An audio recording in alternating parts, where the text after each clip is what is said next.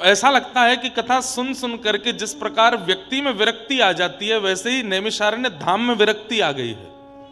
यहाँ की गलियों को जब आप देखेंगे, यहाँ के चौराहों को जब आप देखोगे, सब बिल्कुल शांत हैं, सब बिल्कुल धीर गंभीर हैं। आप यहाँ के वृक्षों को देखेंगे तो बहुत समय तक उनको देख सकते हैं, ऐसा लगता है कि वो भी कोई तपस्वी तपस्या कर रहे हैं। कथा सुनने के बाद श्रोता की जो स्थिति हो जाती है, वो स्थिति यहाँ पूरे नगर की हो गई है। इससे ये पता चलता है कि यहाँ मानव कथा नहीं सुन रहा है, यहाँ मानव पुण्य नहीं कर रहा है, यहाँ पर सब कुछ ये धाम कर रहा है, ये तीर्थ कर रहा है। इसलिए इस धाम तीर्थ को ही प्रणाम कर लिया जाए तो उसकी कृपा से हमारे पास कुछ प्राप्त हो जाए, हमारे जीवन में थोड़ी ठहराव आ जाए। नहीं तो आज भारत के लगभग समस्त तीर्थ, सबका विकास तो होना चाहिए, पर विकास में विनाश भी हो जाता है। किस चीज का? उसकी पुरातन स्थिति का विनाश होता है, उसके मूल रूप का विनाश हो जाता है। पर नैमिषारण्य आज भी अपने मूल रूप में व्यवस्थित है, नैमिषारण्य आज भी अपने पुरातन स्थिति में व्यवस्थित। हाँ, थोड़ी बहुत तो व्यवस्थाएं बढ़िया होनी चाहिए, पर जो उसका पुरातन रूप है ये कभी ना जावे, और ये जाएगा भी नहीं, क्योंकि यहाँ की कथा ये धाम ही सुनता है, इसलिए विरक्ति को प्राप्त हो गया है ये धाम। तो ऐसा अद्भुत ये स्थान है। आज अमावस्या का पावन दिवस। बंधुओं, इन पावन तिथियों पर नदी स्नान का, तीर्थ यात्रा का जो महत्व हमारे शास्त्रों में बताया जाता है, वो किस लिए बताया जाता है? कई बार व्यक्ति जीवित अवस्था में इतने पुण्य कर्म नहीं कर पाता कि उसकी सद्गति हो, तो वो पितृलोक को प्राप्त हो जाता है मृत्यु के पश्चात। तब वह कामना करता है कि मेरे जो वंश के बालक हैं ये लोग कुछ पुण्य करें, जिससे मैं इस पितृलोक में भी अगर मुझे यातना मिले तो मैं उससे मुक्त हो जाऊं।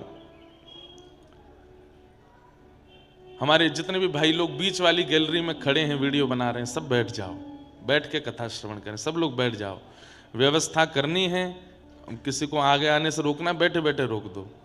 और पीछे तो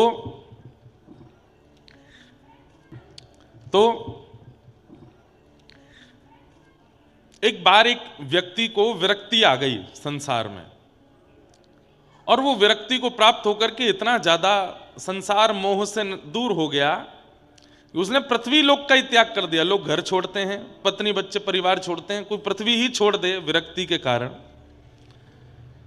विरक्ति के कारण पृथ्वी लोक का त्याग कर दिया। शिवलोक कौन सा है? कैलाश। विष्णुलोक वैसे तो वैकुंठ है, पर प्रारंभ हो जाता है मुक्तिनाथ से या बद्रीनाथ से। वो ऐसे लोकों में जाके रहने लगा और प्रार्थना करने लगा कि मेरी पृथ्वी छुड़वाइए, मुझे इसमें नहीं रहना। तब एक बार वो पृथ्वी लोक से निकल करके पितृलोक पहुंचा, और पितृलोक में जब पितरों का दर्शन उसने किया, उन पितरों में कई पितृ जो थे वो अपने पद से च्युत होकर के बड़ी यातनाएं भोग रहे थे। तो उसने जाकर के उन पितरों से कहा, आप लोग इतनी वेदना में हैं क्यों? तब उन्होंने कहा कि हम लोगों ने तो पुण्य इतना किया नहीं, उम्मीद थी कि हमारे वंश के बालक उस पुण्य को करेंगे, पर वे लोग भी केवल काम क्रोध और व्यसनों में पड़ गए। वे लोग भी ना श्राद्ध करते हैं, ना तर्पण करते हैं, ना इन पावन दिवसों में, जैसे आज एक पावन दिवस है, इन दिवसों में तीर्थ यात्रा करके स्नान आदि करते हैं, कुछ भी नहीं करते। तो फिर हमको भी यातना भोगनी पड़ रही है। ये नहीं है कि हम ही यातना भोग रहे हैं, हमारे वंश के उन बालकों को भी यातना भोगनी पड़ेगी। हमें उचित समय पर याद करके हमारे पुण्यों को पूर्ण ना करने के लिए उनको भी भोगना पड़ेगा। तो हम लोग बड़ी यातना में हैं। तब उस व्यक्ति ने विचार किया कि मैं तो सब चीज छोड़ छाड़ करके बिल्कुल घूम रहा हूं विरक्त होकर के, मेरे भी पूर्वज यहीं पितृलोक में ही होंगे, वो भी दुखी हो रहे होंगे। तब उसने अपने पितरों को जब देखा तो उनको दुखी देख करके उसने कहा कि भगवान, मेरे वापस जाने से और पुण्य करने से आप निवृत्त हो जाओगे इस कष्ट से? बोले हाँ बिल्कुल हो जाएंगे। तो उस तुरंत वापस आया और पृथ्वी लोक को पुनः स्वीकार करके उसने विवाह आदि किया, अपने गृहस्थ आश्रम में प्रवेश किया, एक सत्पुत्र को जन्म दिया। स्वयं भी पितरों की मुक्ति के लिए और पुण्यों की प्राप्ति के लिए जो कर्म शास्त्रों में बताए वो किए, अपने बच्चों को भी सिखाया। मृत्यु के बाद उसने पितृलोक में जाकर के अपने पितरों को जब देखा तो वे वहां नहीं थे, वे वैकुंठ को प्राप्त हो गए थे। और उसने वही याचना अपने संतानों से भी की कि वे भी उचित समय पर मेरे लिए ये पुण्य कर्म करते रहे। तो इसलिए शास्त्रों में वर्णित जो पुण्य दिवस हैं और उन पुण्य दिवस पर करने वाले जो पुण्य कर्म हैं वो करने चाहिए। तो सौभाग्य से हम लोग आज यहां हैं। अगर आप लोगों को ज्यादा भीड़ भाड़ ना लगे, थोड़ा उचित लगे, वैसे तो आप कथा सुन रहे हो, आपका सब कुछ यहीं हो जाएगा, लेकिन फिर भी जाइएगा, गोमती जी में स्नान कीजिएगा, जा करके अपने पितरों का स्मरण कीजिएगा, अपने परिवारी जनों का स्मरण कीजिएगा, अपने जीवन का स्मरण करके और आगामी भविष्य का स्मरण करके प्रणाम करना कि सब मंगल में हो, आप कृपा करो। निश्चित है कि उसका कुछ लाभ, प्रभाव आपको अनुभव होगा। अच्छा, एक और बात है, बिना महत्व जाने भी अगर स्नान आदि करते हैं तो भी उसका लाभ नहीं होता। तो इसलिए महत्व तो आप समझ ही गए हैं, अब स्नान करेंगे तो उसका निश्चित लाभ होगा। पूर्व के किए हुए पापों को विनाश करते हुए स्नान करो और आगामी भविष्य में हम पाप ना करें, इस भाव से भी प्रणाम करो। तो ऐसी भावनाएं हैं। नैमिषारण्य क्षेत्र में हम आप सब लोग बैठे हैं। आज द्वितीय दिवस है कथा का। कल खूब आनंद हुए, खूब सुख मिला और बड़े आनंद के साथ प्रथम दिवस की कथा प्रारंभ हुई। जो इन समस्त लौकिक धर्मों से जिनमें हम पड़े हैं, इनसे जो इतर हैं, चार्थे स्वविज्ञ स्वराट, जो अविज्ञ हैं, अनविज्ञ नहीं हैं, संसार के अर्थों को जो भली भांति जानते हैं, सब पता है उन्हें। तुम जानत सब अंतर्यामी, ठाकुर जी को सब पता है। इसलिए मैं निवेदन किया करता हूं कथाओं में, उसे बताइए जिसे नहीं पता है। ठाकुर जी सब जानते हैं, हमारे आपके सबके जीवन के एक एक भाव। हम ही लोग कहते हैं कि चींटी के पग नूपुर बांधे तो भी साहिब सुनता है। तो फिर इस बात को हम मानते क्यों नहीं है कि उन्हें सब पता है? तो फिर बताने की आवश्यकता क्यों? कई लोग मंदिर दर्शन करने जाते हैं, बहुत भीड़ होती है, तो वो ठाकुर जी को नहीं देख रहे होते, वो केवल अपनी संशय बता रहे होते हैं ठाकुर जी को। वो वाला काम करवा देना, माता जी बहुत बीमार रहती है उनको ठीक कर देना, बच्चे ऐसे नहीं मानते हैं उनको कर देना, और वहाँ गार्ड पकड़ खींचते, चलो चलो चलो चलो, एक बात और रह गई है, बढ़िया सी कन्या से मेरा ब्याह करा देना। क्यों बताना है ठाकुर जी को? ठाकुर जी सब जानते हैं। भैया, बालक सबसे सुंदर अवस्था उसकी कौन सी होती है? जब तक वो अपनी इच्छा मां से नहीं कहता, मां जैसा करे उसमें स्वीकार, तब तक वो बालक सबसे सुंदर लगता है। छोटे से बालक को देखो, शुद्धोषि मुक्तोषि निरंजनोषि संसार मायाम परिवर्जितोषि, उस बालक में से कभी दुर्गंध भी नहीं आती। वो बालक इतना कोमल होता है, उसकी त्वचा का स्पर्श करो, उसके गालों का स्पर्श करो, उसकी बातें सुनो, उसके स्वभाव को देखो, उसकी निद्रा अवस्था देखो, उसकी ऊधम देखो, चलना फिरना देखो, सब आकर्षक होता है। क्यों? क्योंकि वो शुद्ध है, मुक्त है, निरंजन है, और सबसे बड़ी बात, अपनी इच्छाओं से परे है।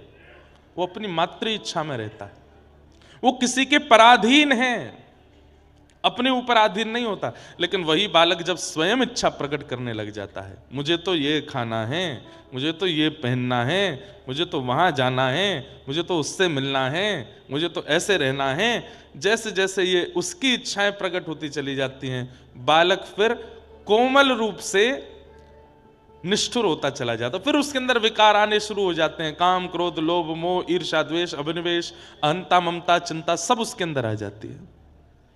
कब से? जब से वह स्वयं की इच्छा प्रकट करता है। भैया, छोटे बालक रहिए ठाकुर जी के लिए। आपको सब पता है मुझे क्या चाहिए, मेरे लिए क्या जरूरी है, मेरे लिए क्या उपयुक्त है, नाथ वो मुझे दीजिएगा। जिससे मेरा हित हो नाथ, वो कीजिएगा। गोस्वामी तुलसीदास जी महाराज की विनय पत्रिका में एक बहुत सुंदर पंक्ति है। मैंने बहुत समय से गाया नहीं उस पंक्ति को, पर बहुत सुंदर भाव है। भैरवी लो,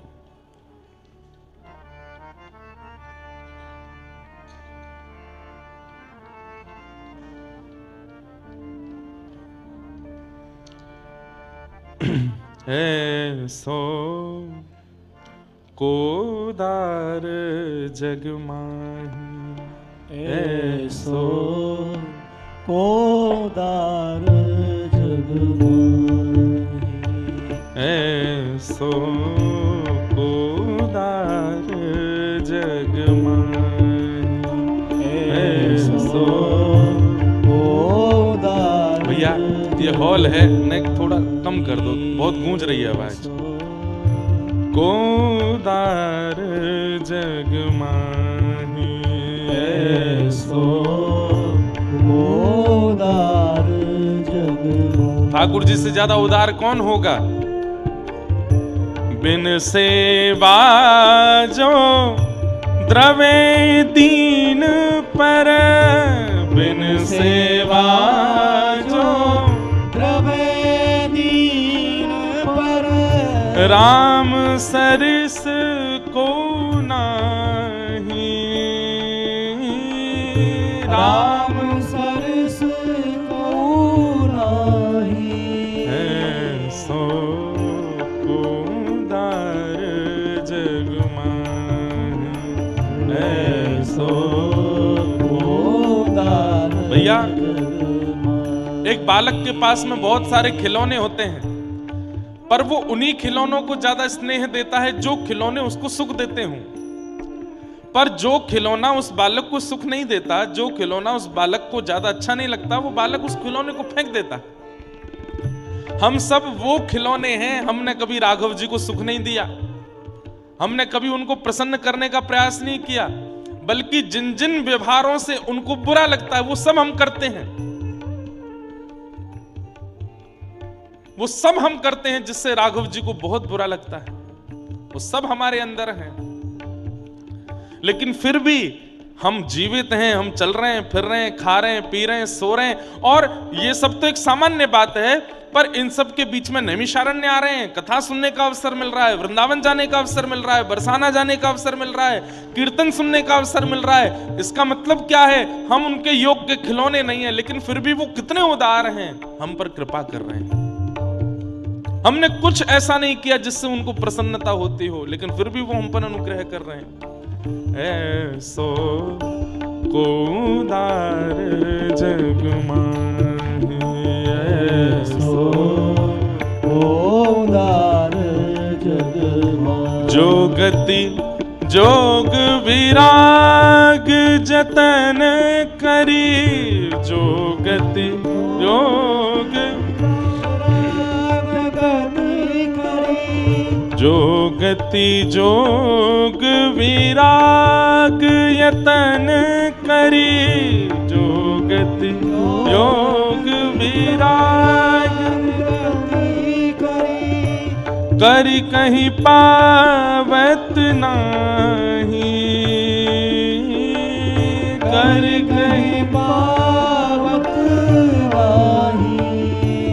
हे सो गति देत गीत सबरी कहीं, सो गति देत गीत सवर गति। प्रभु न बहुत जी जानी, प्रभु न बहुत जी जानी। जो गति वैरागियों को भी प्राप्त नहीं होती अनेक यत्न करने पर,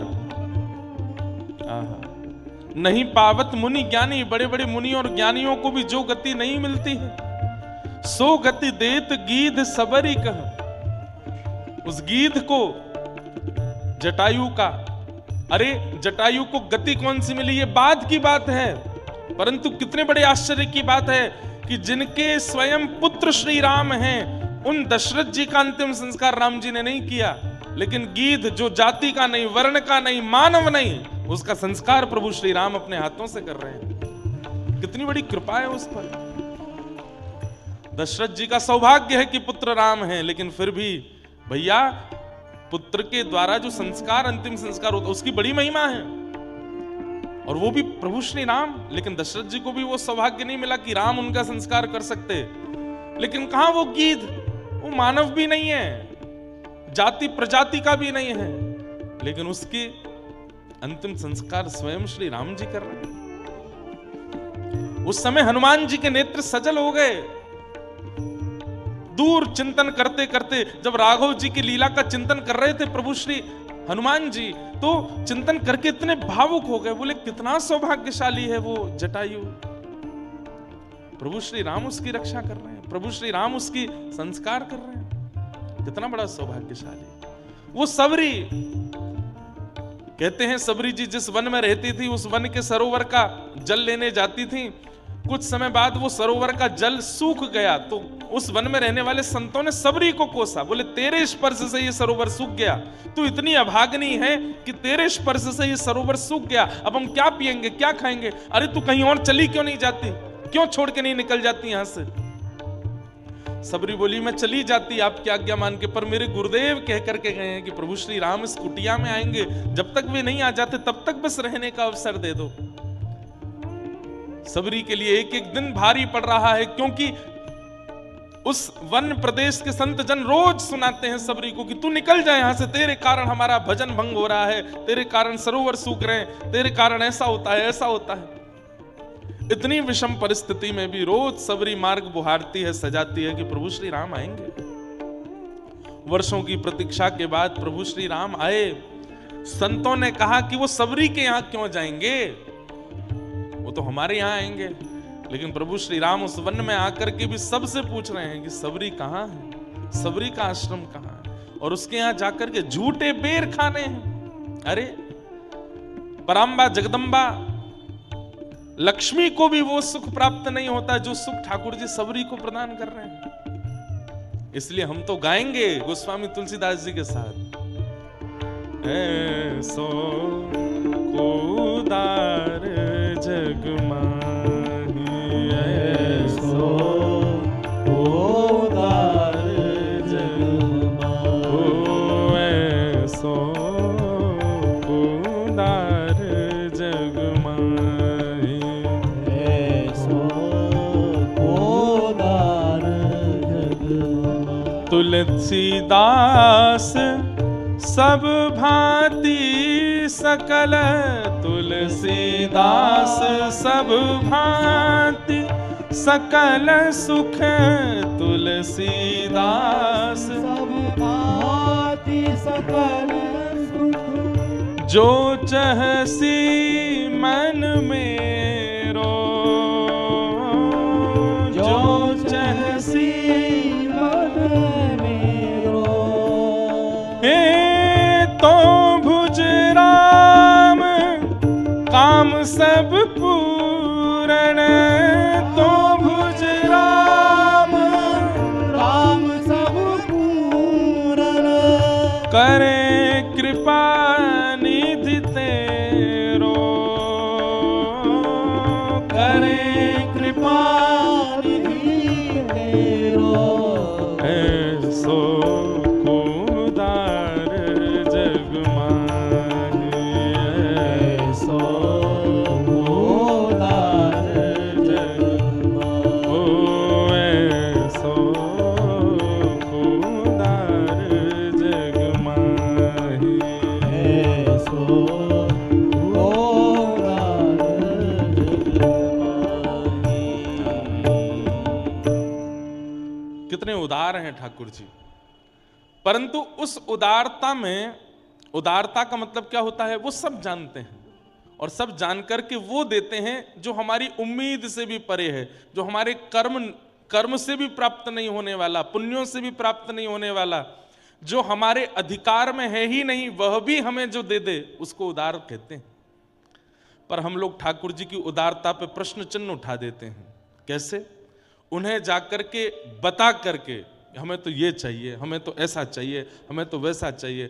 ठाकुर जी कहते हैं हमको उदार कहते हैं सब लोग, लेकिन तुम चाहते हो कि तुम्हें यही मिले तो ठीक है ये ले जाओ, और फिर पछताते हैं हम बाद में। जिस वस्तु को हमने ठाकुर जी से बड़ी याचनाएं मिन्नतें करके मांगा, याद रखिएगा, लिख लीजिएगा कहीं पर, अनेक व्रत अनुष्ठान करके, खूब भाग दौड़ करके, हाथों पर कपूर जला जला करके, नंगे पांव चल चल करके, पैरों में छाले कर करके हमने देवताओं से या भगवान से जिस किसी भी संसारी वस्तु की याचना की है, वो वस्तु मिल तो जाएगी पर वो बहुत सुख नहीं दे पाएगी आपको, क्योंकि वो आपने अपनी इच्छा से प्राप्त की है। ठाकुर जी के भरोसे रहो, आप जो देना चाहो नाथ दे दो, हमें सब स्वीकार है। आप चाहो तो योग्य पत्नी दीजिए, आप चाहो तो योग्य पत्नी मत दीजिए। तुकाराम जी का नाम सुना है? बहुत ध्यान से सुनना। श्री तुकाराम जी महाराज, उनकी पत्नी जो थी वो अनुकूल नहीं थी, प्रतिकूल थी, बहुत चिल्लाती थी। अच्छा, उनका पूरा चरित्र पढ़ने में आता है कि उनके भी ऊपर भगवान की बड़ी कृपा। श्री तुकाराम जी महाराज की एक पत्नी और पुत्र अकाल पड़ने के कारण मृत्यु को प्राप्त हो गए थे। तब तुकाराम जी की एक और कन्या के साथ में फिर दूसरा विवाह हुआ, और जब दूसरा विवाह जिस कन्या से हुआ वो बड़ी तेज थी, वो उनको भजन करने में विक्षेप डालना, उसको सत्संग भजन सेवा इन सब में रुचि नहीं थी बिल्कुल भी। वो पूरे दिन लड़ती झगड़ती रहती थी तुकाराम जी से। तो तुकाराम जी अपने गांव के बाहर एक पहाड़ सा था, उसके ऊपर बैठ के भजन करते थे पूरे दिन, और शाम को जाते थे। गृहस्थाश्रम का त्याग नहीं किया, अपने भैया जो हमारे पूर्व जन्म के कर्मों से मिला है इस जन्म में वो तो भोगना ही है। ध्यान से सुनिएगा। कई भाई लोग वीडियो बना रहे हैं तो मुझे लगा कि कहीं अपनी पत्नी को सुनाएंगे जाके तो बेचारे घर बार छोड़ के नहीं चले गए, ऊपर एक पहाड़ के ऊपर बैठ करके भजन करते थे, शाम को घर आते थे, और शाम को जैसे ही घर आते पत्नी उनको इतना सुनाती, पूरे दिन बाहर रहते हो, कुछ करते धरते नहीं, घर कैसे चलेगा, ये कैसे चलेगा, आकर के हाथ जोड़ के प्रणाम करते, जय हो तुम्हारी बड़ी कृपा। क्यों? जिस संसार में व्यक्ति इतना फंस जाता है, इतना फंस जाता है कि फिर छोड़ ही नहीं पाता उस संसार को, उस घर को, उस परिवार को। तुम्हारे आने के कारण मेरा घर छूट गया, तुम्हारे आने के कारण मेरा घर में मन नहीं लगता, मेरा संसार अपने आप छूट रहा है। तुम ऐसे ही गुस्सा किया करो रोज, तुम्हारे कारण मेरे चित्त में जो आसक्ति है संसार के प्रति वो निकलती। बोलते नहीं थे, मन ही मन सोचते थे, बोलेंगे तो पिटाई हो जाएगी, कुछ नहीं बोलते थे। तो गांव में सबको पता था कि इनकी पत्नी अनुकूल नहीं है बिल्कुल भी। एक गांव का बालक था, वो भी सत्संग करता था, तो उसके मन में भी विरक्ति आ गई। उसने अपने घर वालों से कह दिया मैं ब्याह नहीं करूंगा, बिल्कुल 1 से लाख तक नहीं करूंगा। घर वालों ने कहा करना तो पड़ेगा। तो फिर उसने कह दिया एक शर्त पे। बोले क्या? तुकाराम जी से बुलवा दो, अगर ये कह देंगे कि ब्याह कर लो तो मैं कर लूंगा। उसे लगा कि भाई दूध का जला छाछ भी फूंक फूंक के पीता है, तुकाराम जी खुद इतना सह रहे हैं, वो दूसरे को क्यों सहने के लिए डालेंगे, वो तो मना ही कर देंगे कि नहीं इसका ब्याह मत करो। सब परिवार के लोग तुकाराम जी के पास उसको लेकर के गए। तुकाराम जी से जाके कहा भैया देखिए ये हमारे घर का बालक है, सत्संग आदि करके इतनी विरक्ति आ गई, मना कर रहा है मैं ब्याह नहीं करूंगा। हमने बहुत कहा तो बोला तुकाराम जी बोल देंगे तो कर लूंगा, आप बोल दीजिए। तुकाराम जी बोले जितना जल्दी हो सके कर दो, और हम तो कह रहे हैं आज ही कर दो। घर वाले तो नाचने लगे, बोले अब तू बेटा फंस गया, अब तो देख दिया इन्होंने भी कह दिया। घर वाले तो वहां से चले गए व्यवस्था करने। वो एकांत में जब रह गया तो रोते रोते बोला नाथ, जब आप स्वयं इतना सह रहे हैं, आपका खुद का वैवाहिक जीवन इतना बड़ा जो है खतरनाक रूप ले चुका है, आपको मना करना चाहिए था, ये तो बहुत बड़ा अपराध किया आपने। जब आप जानते हैं कि ये सब कुछ होना निश्चित है मेरे साथ भी, तब आपने क्यों कह दिया मेरे घर वालों से कि ब्याह कर लो? कहीं मेरी पत्नी आपकी पत्नी की तरह आ गई तो? तुकाराम जी ने इतना सुंदर उत्तर दिया। तुकाराम जी बोले देखो अनुकूल पत्नी आ गई तो कहने ही क्या, जैसे तुम चाहते हो वैसी पत्नी आ गई तो दोनों मिलकर भजन करना, और कहीं प्रतिकूल पत्नी आ गई तो एक गांव में 2 तुकाराम हो जाएंगे, मैं भी हूं तू भी है। भाई मैं तुकाराम कैसे बना? आज छत्रपति शिवाजी महाराज तुकाराम जी का प्रवचन सुनने आते थे। सोचिए अगर आसपास के क्षेत्र में छत्रपति शिवाजी होते थे तो उनको पता चल जाता कि तुकाराम जी यहीं हैं, तो जाते थे, जाकर के उनका कीर्तन सुनते, प्रवचन सुनते थे। बोले आज इतने हजारों की तादाद में लोग कथा सुनने आते हैं और कहां तक कहें पंढरपुर में तुकाराम जी का नाम लेने मात्र से श्री पंडरीनाथ भगवान चलित जैसे हो जाते हैं। ये तुकाराम निर्माण किससे हुआ? जीवन में एक विपरीत पत्नी होने की वजह से। भैया देखो, ऐसा आवश्यक नहीं है कि हमारे जीवन में केवल अनुकूलता अनुकूलता रहेगी तो ही सब कुछ अच्छा रहेगा ना। प्रतिकूलता बहुत कुछ सिखाती है, अनुकूलता सिखाती नहीं है। अनुकूलता आपको सुख देती है, लेकिन आपका निर्माण तो प्रतिकूल अवस्था ही करती है। इसलिए प्रतिकूलताओं का सम्मान किया कीजिए। प्रतिकूलताओं को आ जाएं जीवन में तो थोड़ा धैर्य धारण कीजिए। वो कुछ सिखाने के लिए आई है, आपको अच्छा मानव बनाने के लिए आई है। लेकिन हम चाहते हैं कि प्रतिकूलता जीवन में ना आवे, और उसी के लिए मंदिरों में मैं जाकर के देखता हूं, हनुमान जी के आगे इतने नारियल बंधे होते हैं, इतने सारे कपड़े बंधे होते हैं, इतने सारे धागे बंधे होते हैं। उन सब के पीछे क्या है? व्यक्ति ने प्रतिकूलताओं से भागने के लिए ही तो वो सब चीज बांध रखी है। नहीं, ठाकुर जी बड़े उदार हैं। एक बार बस जाकर के कह दो, अब नाथ मेरी कोई इच्छा ही नहीं है, जीवन में जो आएगा सब आपका प्रसाद है, आप जैसे चाहो मेरे जीवन को अब आप संभालिए। उस दिन के बाद अगले ही क्षण से आप देखना कितना आनंद लगेगा आपको। अरे महाराज चलते चलते मोच भी आ जाएगी ना, तो वाह राम जी अच्छा मोच दे रहे हो, शायद इस मोच से कुछ भला करना होगा इसलिए दे रहे हो। हर स्थिति आपको अच्छी लगने लगेगी, आनंद लगने लगेगी। भक्ति के पथ पर चलने वाले व्यक्ति को इस भाव का तो स्वीकारीकरण करना चाहिए। जीवन में जैसी जो स्थिति आ जाए सब ठाकुर जी की कृपा है। तो चार थे स्वविज्ञ स्वराट, वो अविज्ञ हैं, अनविज्ञ नहीं है, सब जानते हैं। आप बताइए मत जाकर के उनको सब पता है। आप तो बस जाके प्रणाम करो, नाथ सब जानते हैं आप। और ये भी मत कहो सब जानते हैं आप, बल्कि ठाकुर जी को प्रणाम करके यूं कहो, ठाकुर जी संसार में मुझसे ज्यादा सुखी कोई नहीं है, मैं बहुत प्रसन्न हूं। ठाकुर जी तुरंत समझ जाएंगे अबई अबई गिरता हुआ आया है, चोट लगी है, इतना सब कुछ सह करके आया, लेकिन मेरे आगे आके क्या कह रहा है, मैं बहुत प्रसन्न हूं। तो ठाकुर जी के अंदर और दया आ जाती है आपके लिए। ठाकुर जी फिर बिगड़ी हुई स्थितियों को संभाल देते हैं। बोले देखो इतना दुखी है फिर भी कह रहा है कि मैं बहुत प्रसन्न हूं। ये प्रेम का स्वभाव है कि प्रेमी के सामने जाकर के उसका प्रेमी,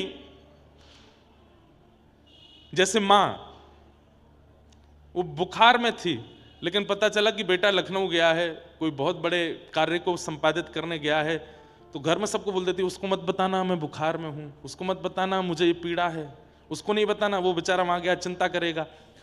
माँ बोल भी नहीं पा रही, लेकिन देखती है बेटे का फोन आया तो उठा, हाँ मैं ठीक हूं, हाँ बहुत बढ़िया, सब अच्छा आनंद में, ये खाया ये पिया ये सब किया। क्यों? क्योंकि उसका प्रेम ऐसा है, वो बताना नहीं चाहती अपने पुत्र को कि मैं कष्ट में हूं, मैं पीड़ा में हूं, वो चिंता करेगा। हमको ये बात कभी ठाकुर जी के लिए क्यों नहीं लगती कि हम अपना कष्ट बताएंगे तो उनको चिंता हो जाएगी? क्यों बता रहे हैं? नहीं बताना। नाथ हम बहुत प्रसन्न हैं, खूब आनंद में। अरे हम तो कहते हैं ठाकुर जी के आगे जाके 2-4 बार उछल लिया करो, थोड़ा नाच के दिखाया करो, देखो मुझसे ज्यादा प्रसन्न कोई नहीं है, मैं बहुत खुश हूं नाथ। ठाकुर जी आनंदित हो जाते हैं, ठाकुर जी के नेत्र सजल हो जाते हैं, देखो कितने कष्ट में हैं लेकिन नाच रहा है मेरे आगे। सूरदास जी नेत्र नहीं है, लेकिन हर दिन हंसते हुए जाते हैं और ठाकुर जी के आगे जाकर के बड़े नाच करके, नाथ मुझसे ज्यादा सुखी कोई नहीं संसार में, मुझसे ज्यादा प्रसन्न कोई नहीं संसार में। तो ठाकुर जी स्वयं तो कभी कभी नहीं बोलते थे, पर किसी के द्वारा अपने मन की बात ठाकुर जी सूरदास जी से बुलवाते, उत्तर देखूं क्या बोलेगा।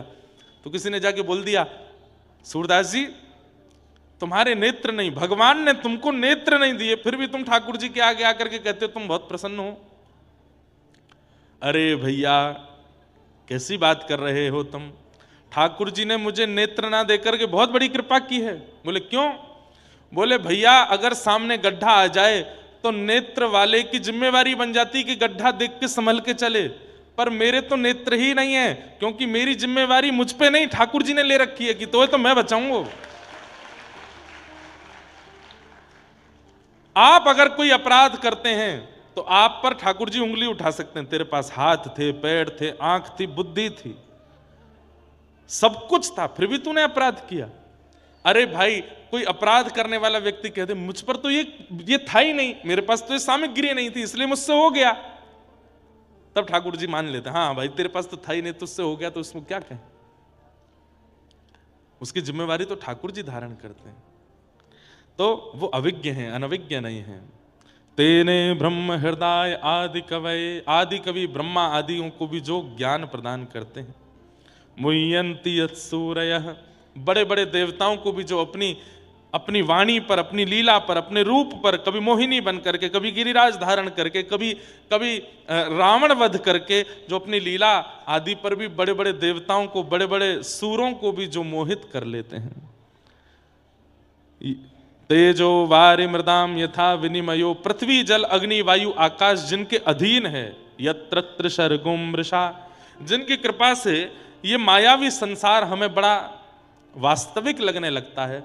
धामना स्वेन सदा निरस्त कुहकम सत्यम परम धीमहि, ऐसे परम सत्य परमात्मा को हम बारंबार प्रणाम करते हैं, बारंबार वंदन करते हैं, जिनसे इस पूरे संसार की रचना, जिनके कृपा से इस संसार में हम सबकी गतिविधि आदि सब निश्चित होती है, उन परमात्मा को हम बारंबार वंदन करते हैं। धर्म प्रोजित कैतवोत्र परमो निर्मत्सराणां सतां, वैद्यं वास्तवमत्र वस्तु शिवदं तापत्रयोन्मूलनम्। श्रीमद्भागवते महामुनिकृते किंबा परैरीश्वर, सद्यो हृद्यवरुध्यते त्रिकृतभिः शुश्रूषुभिस्तत्क्षणात्। बहुत ध्यान से सुनिएगा, आप लोग श्रोता तो बढ़िया हो, ध्यान से सुनते हो, अच्छे हो। या फिर ऐसा कह लो कि यहाँ इस सभागृह का स्वरूप ऐसा है कि हमें सब दिख रहे हैं, नहीं तो हम जिन पंडालों में करते हैं हमें दिखता ही नहीं है कोई भी, एक आध दो लोगों के अलावा दिखते नहीं, पर आप लोगों के मुखमंडल इतने प्रसन्न चित्त और इतने आनंद में हैं, अच्छा आनंद लग रहा है। और वातावरण भी इतना बढ़िया है नैमिषारण्य का। और जगह तो गर्मियाँ आ गई, यहाँ अभी भी सर्दी है, यहाँ अभी भी ठंडी ठंडी सौंधी हवा चल रही है, शांति है, चारों तरफ से कोई ज़्यादा शोरगुल हल्ला कुछ भी नहीं है। तो ये ऐसा वातावरण, मतलब कथा के लिए जैसा वातावरण होना चाहिए वैसा यहाँ है। शाम को जाइए, अब आज तो भीड़ होगी, कल मैं गया था श्री नदी के तट पर जाकर के दशाश्वमेध यज्ञ घाट पर या कहीं भी जाके बैठो, ऐसा लगता है कि बस कोई मिले ना, कोई आवे ना, थोड़ी देर यहाँ भजन करें, इतना आनंद लगता है। और नैमिषारण्य के घाटों के सामने वाले घाट बिल्कुल हरे भरे, उनमें वृक्ष लगे हैं, बिल्कुल शांति, दूर दूर तक एक भी व्यक्ति नहीं। कितना सुंदर चिंतन यहाँ बन सकता है अगर कोई बनाना चाहे तो। मुझे तो बहुत आनंद आ रहा है यहाँ पे, बहुत अच्छा लगा आकर के। अभी 2 दिन तो भीड़ है आज और कल, फिर भी एकांत मिल ही जाएगा, कहीं ढूंढ के बैठ जाओ। पर हम बार बार आपको संकेत करते हैं, बस ध्यान से बैठना। वन्य प्रदेश है,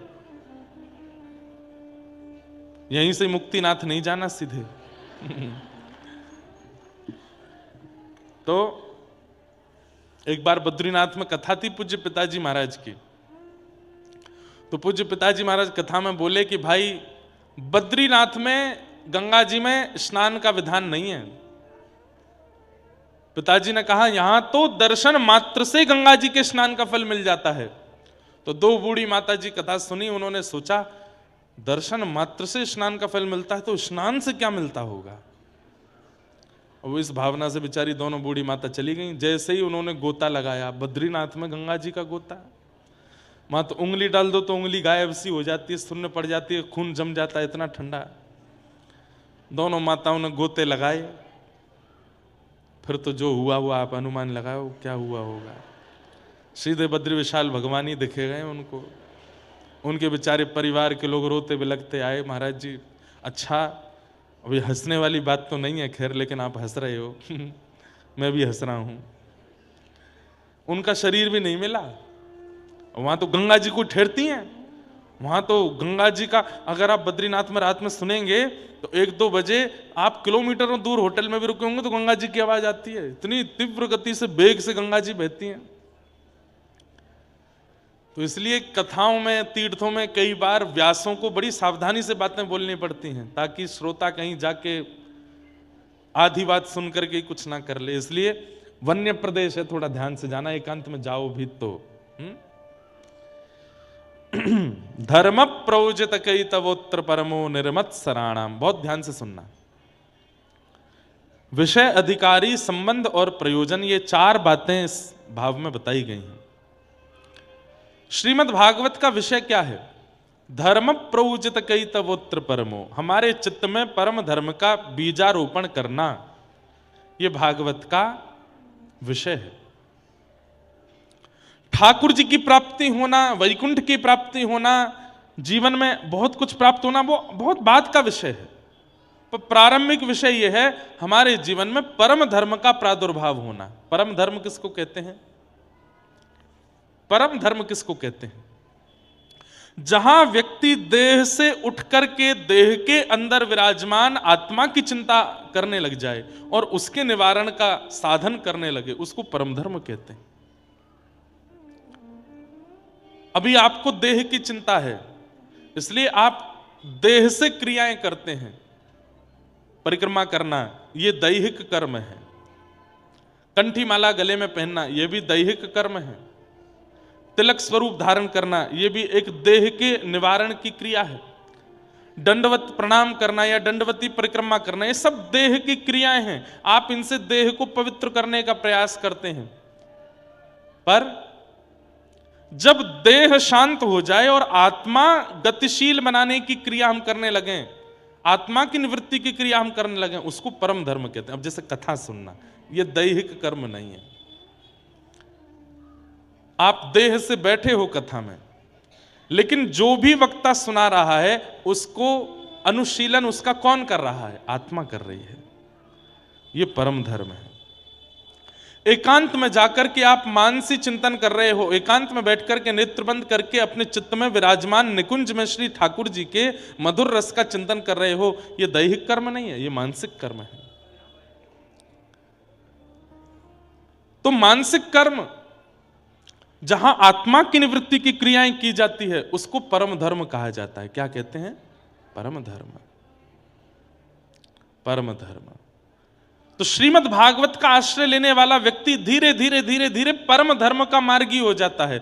वो ज्यादातर एकांत में रहना शुरू कर देता है, वो ज्यादातर अपनी आत्मा को समझाना प्रारंभ कर देता है, वो ज्यादातर शारीरिक क्रियाएं ना करके आत्मा को गतिशील भगवत प्राप्ति में कराने की कामनाएं करने लगता है।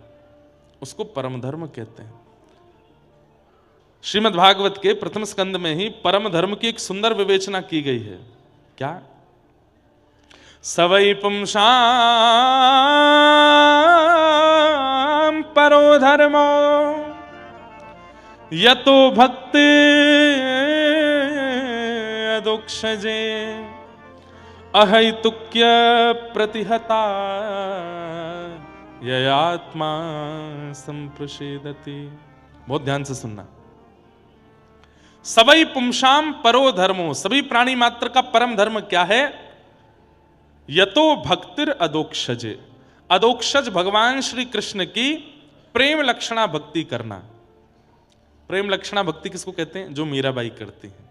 प्रेम लक्षणा भक्ति किसको कहते हैं? जो सूरदास करते हैं। प्रेम लक्षणा भक्ति किसको कहते हैं? जो महादेव करते हैं, ठाकुर जी की। प्रेम लक्षणा भक्ति किसको कहते हैं? यथा ब्रज गोपिका नाम, जो ब्रज की गोपियां करती हैं। प्रेम लक्षणा भक्ति किसको कहते हैं? जो करमेती बाई, सक्कू बाई, जनाबाई करती हैं ठाकुर जी के लिए।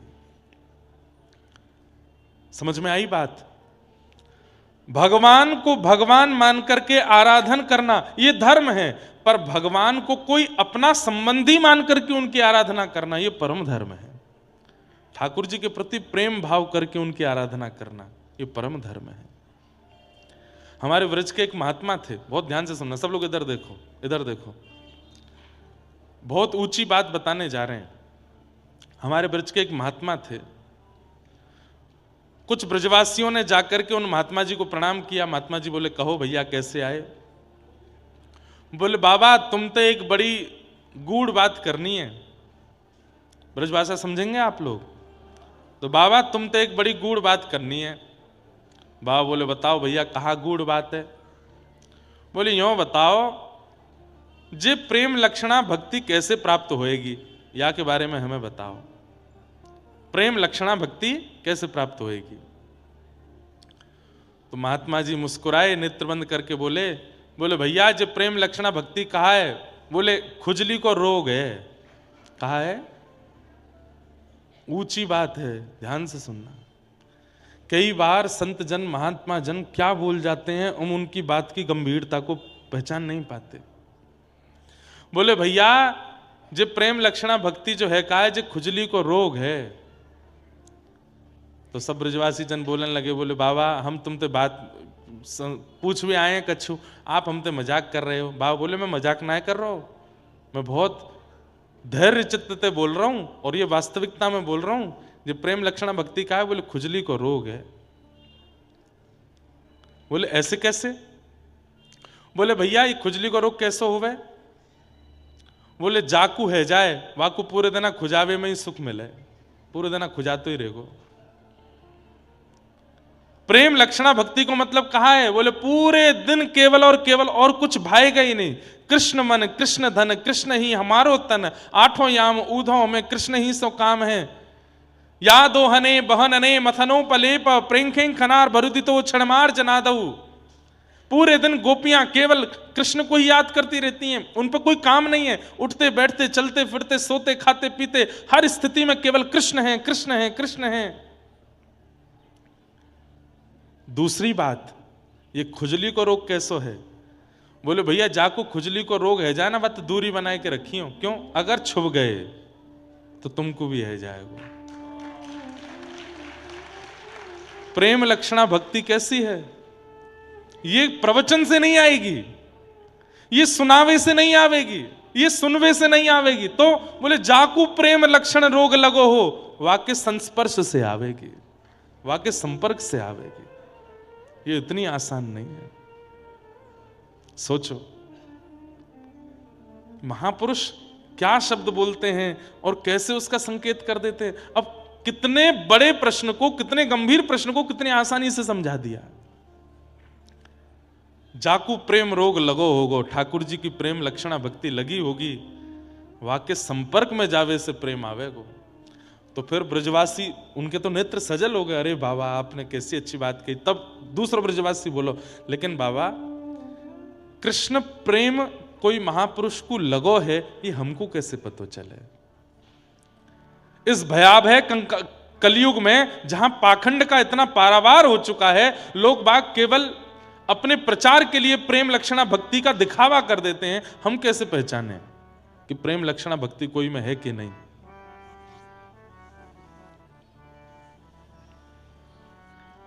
तब महाराज जी ने बताई, बोले देखो प्रेम लक्षणा भक्ति या तो अलग ही दिख जाएगी, और अगर फिर भी लगे कि भाई कहीं पाखंड तो नहीं है, तो श्रीमद् भागवत में वर्णित, भक्तमाल में वर्णित, रामचरित्र मानस में वर्णित जो प्रेम लक्षण भक्त उनके जो चरित्र हैं, उन चरित्रों का श्रवण करके और नेत्र बंद करके उन भक्तों का चिंतन करके उनके स्पर्श करने का प्रयास मन में करो। जैसे मीराबाई, अब भक्तिमती मीराबाई है, अब आजकल मीराबाई तो है नहीं, तो मीराबाई का चरित्र सुनो, और चरित्र सुन के नेत्र बंद करके अपने हृदय में ही मीराबाई को प्रकट कर लो, और प्रकट करके उनके चरण छूने का, उनके संस्पर्श में रहने का, उनके संपर्क में रहने का चिंतन करना प्रारंभ कर दो। तो भले ही प्रकट रूप में तुमको प्रेमी भक्त नहीं मिल रहे हो, पर अप्रकट भाव से जो पूर्व प्रेमी भक्त हैं, उनके कथा चरित्र सुन करके तुम उनका स्पर्श करके प्रेम लक्षणा भक्ति को प्राप्त कर सकते हो। समझ में आई बात? प्रकट रूप में नहीं मिल रहे हो तो अप्रकट रूप से जो पूर्व के प्रेम लक्षण भक्ति वाले भक्त हैं, उनका स्मरण करके उनका स्पर्श कर लो। अब मीराबाई है, निश्चित है अगर 3 दिन हमने मीरा चरित्र सुन लिया और हमने सुना दिया, तो ऐसा हो नहीं सकता कि इतने हजार लोगों में से कोई एक पर भी उस भक्ति का रंग ना चढ़े। हो जाएगा, चढ़ ही जाएगा। तो बड़ी कृपा है कि प्रकट रूप में ऐसे संत मिल जाएं, लेकिन नहीं मिले तो जो पूर्व के ऐसे संत हैं उनके चरित्र सुनना प्रारंभ करो। श्याम मन है चाकर राखो जो, हरि जी माने चाकर राखो जी। मीराबाई गाती है, चाकर रहसूं बाग लगासूं, नित उठ दर्शन पासूं। चाकर रासूं बाग लगासूं, नित उठ दर्शन पासूं। वृंदावन री कुंज गलिन में, वृंदावन री कुंज गलिन में, हरि की लीला गासूं, हरि की लीला गासूं। श्याम माने चाकर राखो जो, श्याम माने चाकर राखो जी। एक बहुत अच्छा पद लगता है मुझे मीराबाई का, गा लो। हो मैं तो गोविंद रा गुण गासूं, राणा जी रूठे तो मने काय करसी। मैं तो गोविंद रा गुण गासूं, राणा जी रूठे तो माने। अरे मैं तो नैमिषारण्य जाऊंगा, मैं तो वृंदावन जाऊंगा, मैं तो बरसाने जाऊंगा, मैं तो कथा सुनूंगा। अरे तुम्हारे पति को बढ़िया नहीं लगता, तुम्हारे बच्चों को अच्छा नहीं लगता, तुम्हारी पत्नी को अच्छा नहीं लगता, तुम्हारे रिश्तेदार नातेदार तुम्हारा मजाक उड़ाते हैं, बोले उड़ाने दो। अरे कृष्ण भक्त हूं इसलिए मजाक उड़ा रहे हैं, ये मेरा सौभाग्य है। कहीं खाने पीने वाला होता और फिर मेरा मजाक उड़ाया जाता तो फिर मेरे लिए तो बहुत बड़े दुर्भाग्य की बात होती। अरे कोई पी करके नालियों में पड़ा रहता है, उसका मजाक बने ये उसके लिए दुर्भाग्य है। हम तो कृष्ण रस पी पी करके वृंदावन में पड़े रहते हैं, फिर भी हमारा मजाक बने तो ये हमारे लिए सौभाग्य है। मैं तो गोविंद रा गुण गासूं, राणा जी रूठे तो मने काय करसी। मैं तो गोविंद रा गुण गासूं, राणा जी रूठे तो माने काय करसी। हे निरंद हाँ राम नाम रा जहाज चला स्या, राम नाम रा जहाज चला स्या, राम नाम रा जहाज चला स्या। राम नाम रा जहाज चला। ओ मैं तो भव सागर तर जासूं, मैं तो भव सागर तर जासूं।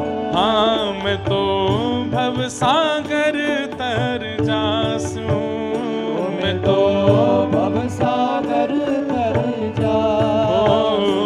मैं तो गोविंद रा गुण गासूं, राणा जी रूठे तो मने काय करसी। मैं तो गोविंद रा गुण गासूं, राणा जी बोलो वृंदावन बिहारी लाल की। भुजा उठा के करताल बजा के गाओ, ताल में बजाओ, ताल में।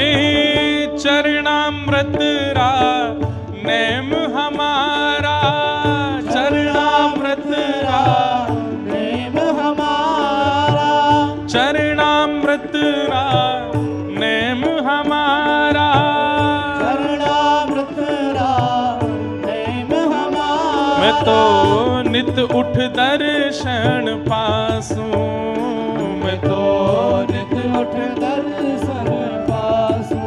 हाँ मैं तो नित उठ दर्शन पासू। मैं तो नित उठ दर्शन पासू। ओ हरि मंदिर मान नृत्य करास्या। हरि मंदिर मान नृत्य करास्या। मैं तो हरि मंदिर मान नृत्य करास्या। हरि मंदिर मान नृत्य करास्या। ओ मैं तो घूंघरिया घम कास्यूं। मैं तो घूंघरिया घम कासूं। हाँ मैं तो घूंघरिया घम कासूं। मैं तो घूंघरिया घम कासूं। ओ मैं तो गोविंद रा गुण गासूं। राणा जी रूठे तो मने काय कर से। मैं तो गोविंद रा गुण गासूं। राणा जी रूठे तो मने काय करेसी। मैं तो गोविंद रा गुण गासूं। राणा जी रूठे तो मने काय कर से। मैं तो गोविंद रा गुण गासूं। राणा जी रूठे तो मने काय करेसी। हे मीरा के प्रभु गिरधर नागर। मीरा के प्रभु गिरधर नागर। हे मीरा के प्रभु गिरधर नागर। मीरा के प्रभु गिरधर नागर। हे प्रभु गिरधर नागर। गिरधर हे नागर। प्रभु गिरधर नागर। गिरधर नागर। गिरधर नागर। गिरधर हे नागर। प्रभु गिरधर नागर। गिरधर नागर। हे प्रभु गिरधर नागर। गिरधर नागर। हे प्रभु गिरधर नागर। गिरधर नागर। मीरा के प्रभु गिरधर नागर।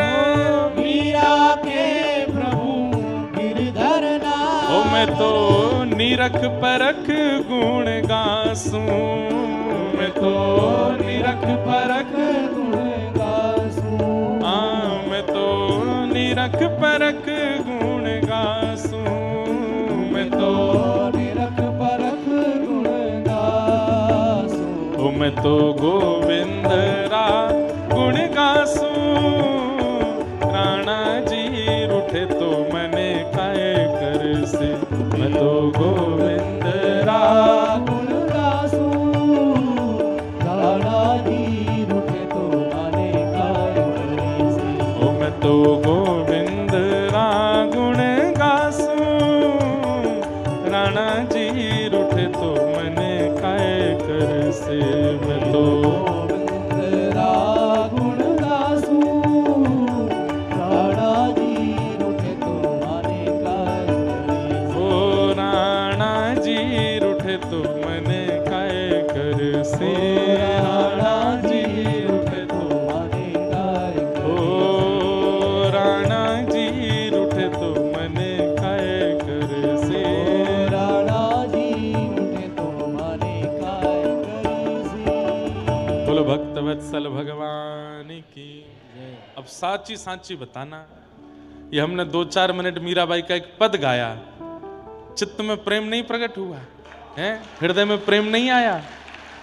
रोंगटे खड़े नहीं हुए? थिरकने का मन नहीं हुआ? हृदय आनंदित नहीं हुआ? हो गया ना।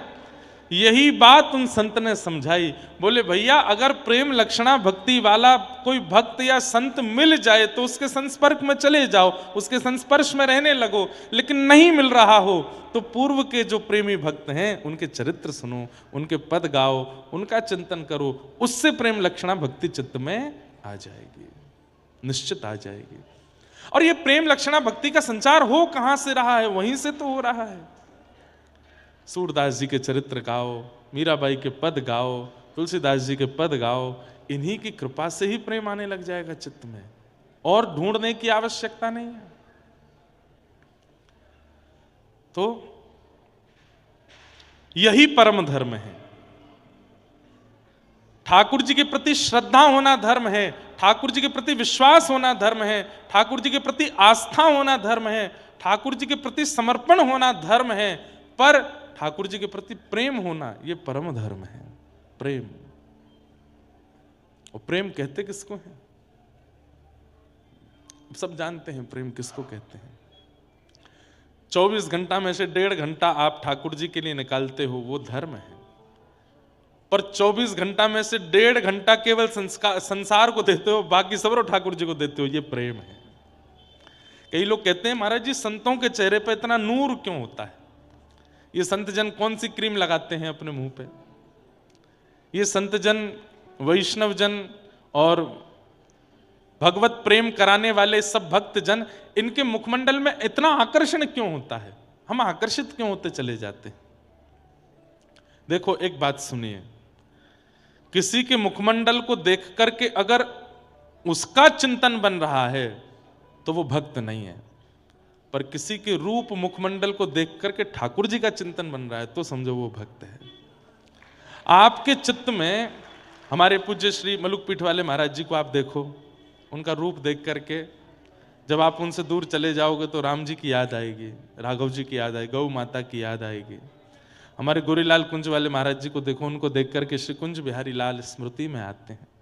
हमारे पूज्य प्रेमानंद जी महाराज को देखो, उनको देख के राधा वल्लभ जी की याद आती है, वृंदावन का स्मरण होता है, रज का स्मरण होता है, यमुना जी का स्मरण होता है।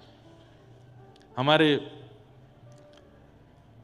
वृंदावन के अनेक ऐसे संत महापुरुष हैं, उनको देख करके ठाकुर जी की याद आती है, वो भक्त हैं।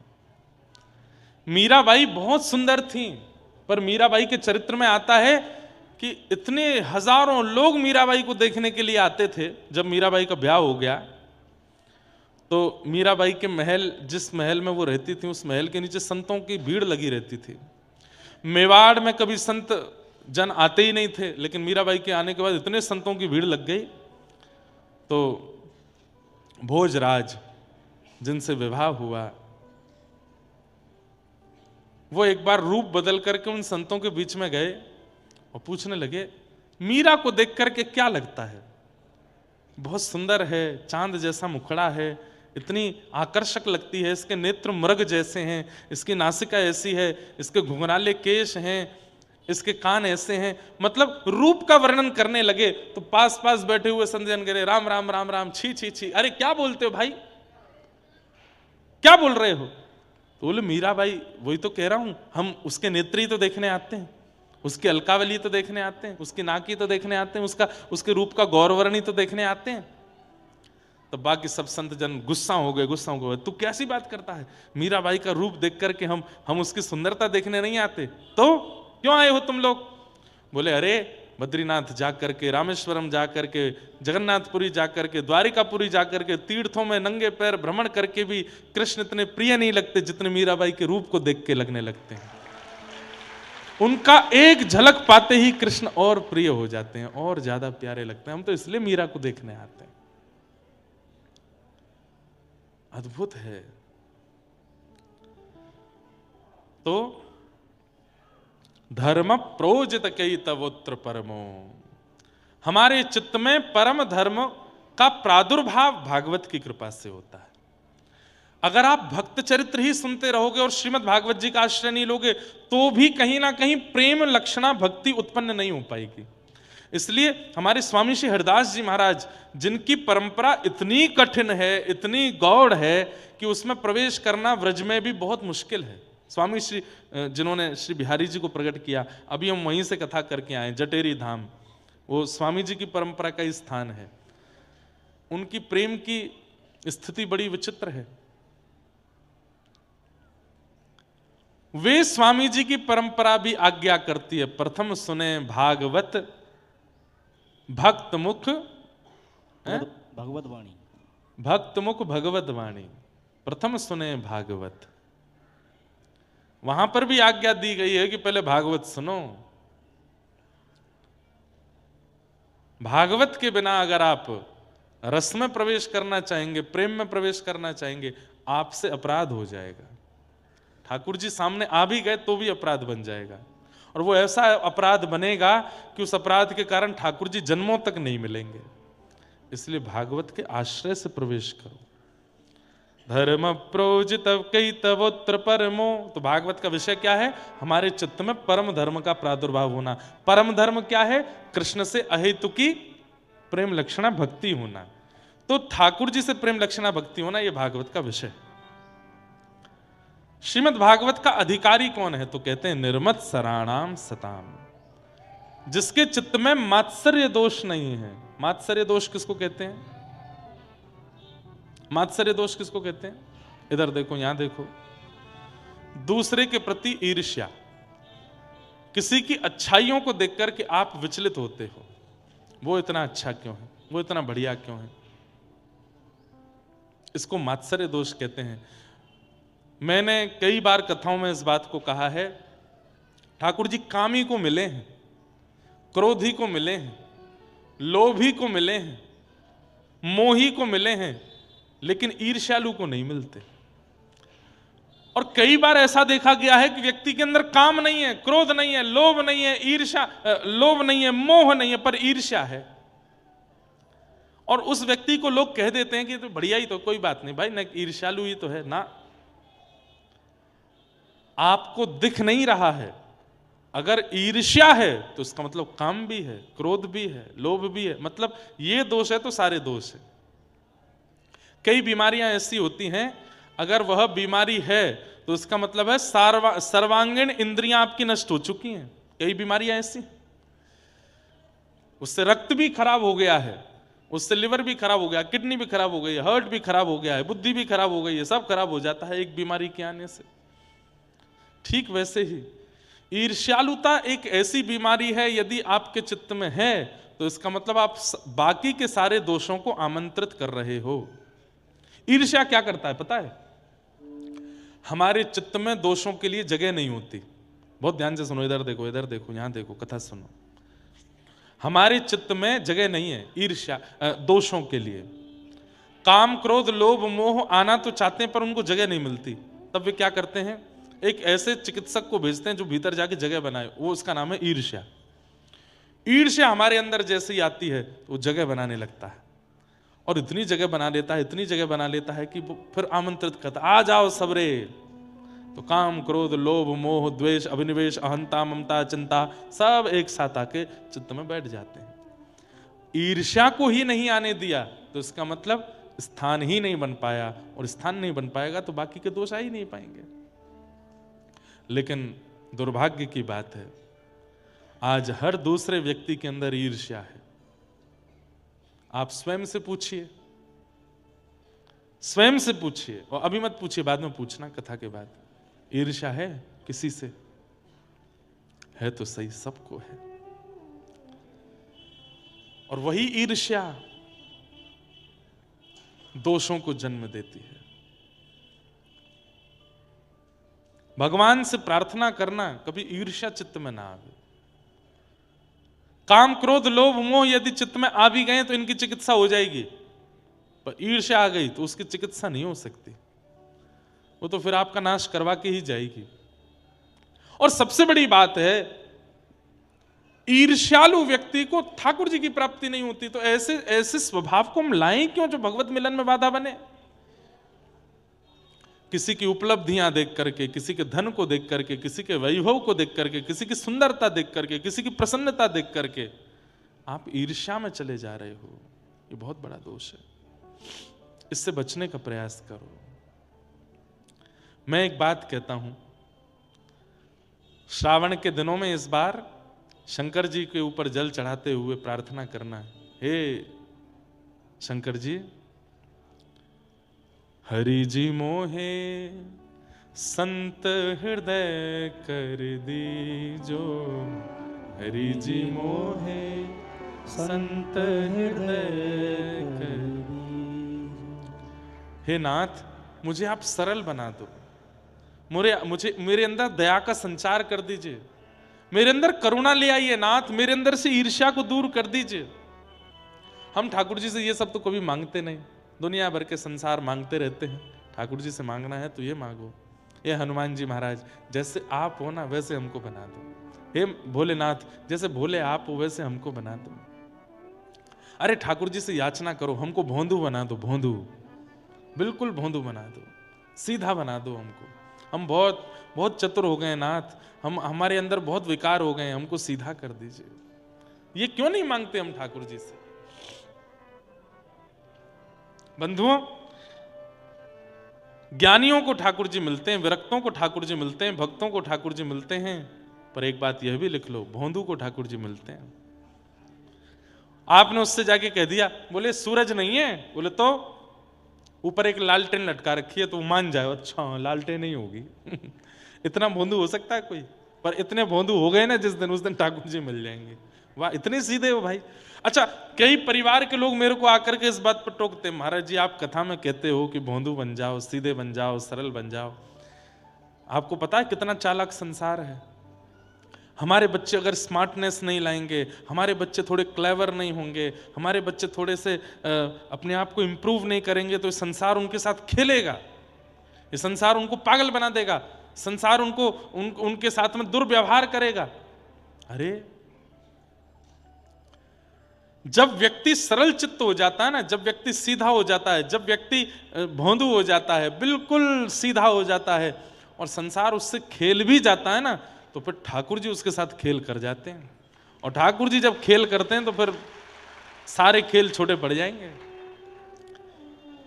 घर में दो बालक हैं, एक बड़ा है एक छोटा है। मां को बाजार जाना है, बताओ कौन से बालक को संग लेके जाती है? क्यों? क्योंकि छोटा सीधा है। सीधा मतलब अब टेढ़ा भी हो तो भी छोटे को ही लेके जाती है। क्यों? क्योंकि छोटा ज्यादा अभी जानता नहीं कुछ, भोला है, ज्यादा इतना। बड़े और छोटे में अंतर किससे? कद से नहीं पता चलता बड़ा छोटा। बड़े छोटे का मतलब होता बड़ा कौन? जो विवेकी है, जो संभालना जानता है, जो चलना जानता है, जो रक्षा करना जानता है, जो व्यवस्थाएं करना जानता है, उसको मां छोड़ जाती है। लेकिन जो स्वयं से हिल के पानी भी नहीं पी पाता, उसको संग लेके जाती है बाजार। वो वाले बालक बनो, हमसे तो कुछ होता ही नहीं। तो ठाकुर जी फिर गोद में ही लिए डोलेंगे, बोले अरे भैया या तो कछुना है पाए को, बोलो है, सीधो है, आपसे कोई खेल ना जाए, इसकी पूरी जिम्मेवारी ठाकुर जी रखेंगे। और सुनिए, सीधों के साथ खेल हो भी जाता है, होता है, तो वो चिंतित नहीं होते। ठाकुर जी फिर उनके खिलाफ खेल खेलते हैं, उनके लिए खेल खेलते हैं।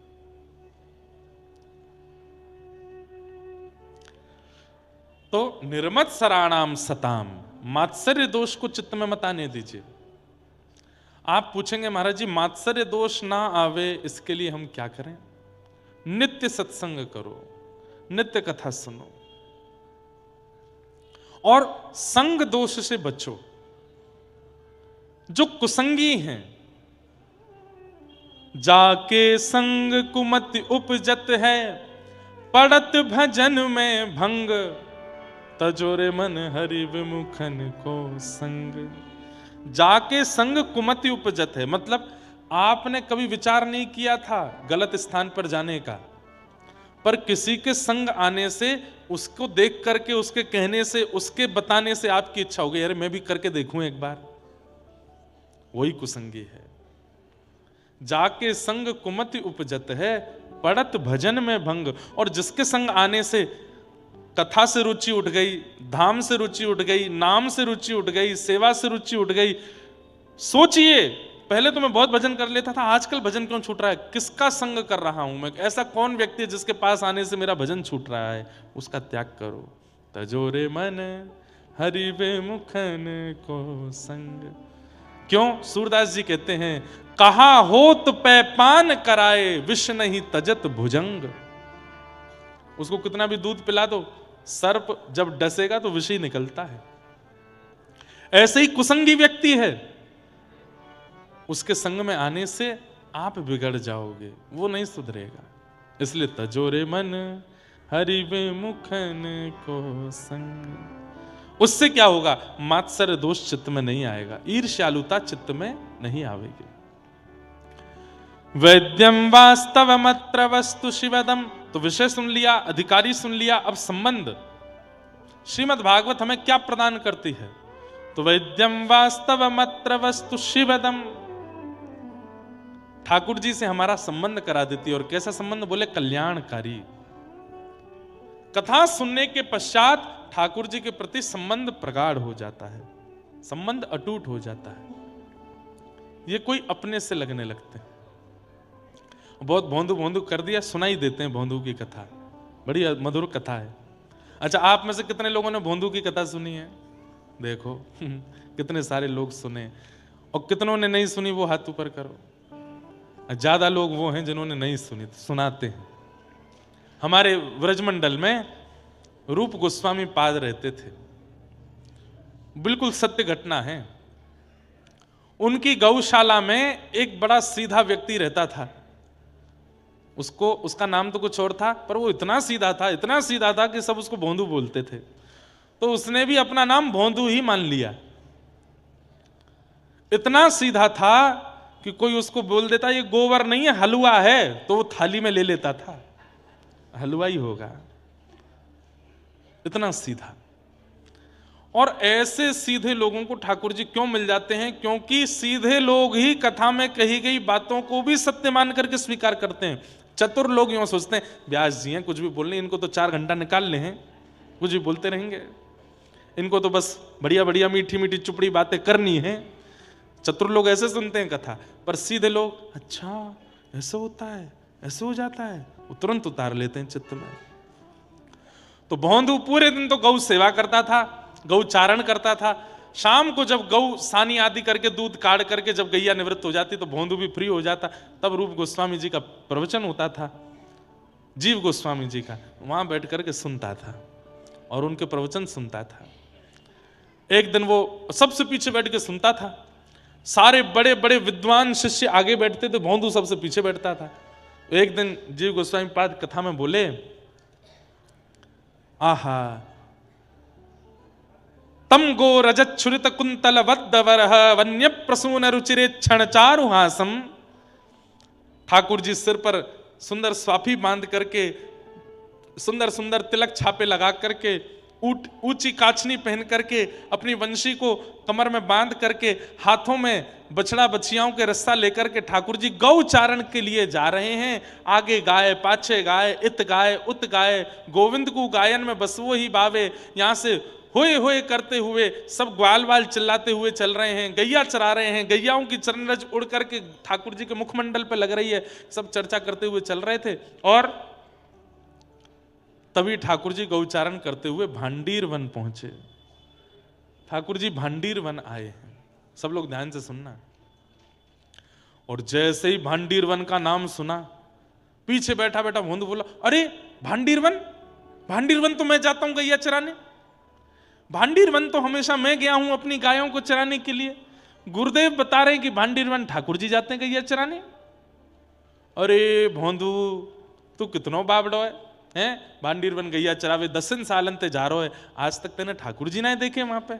अपने मन से बोला कल जाऊंगो। अरे मैं हूं तो बाबड़ो हूं, मैं गैयान को छोड़ करके पौड़ जाऊं, लेट जाऊं।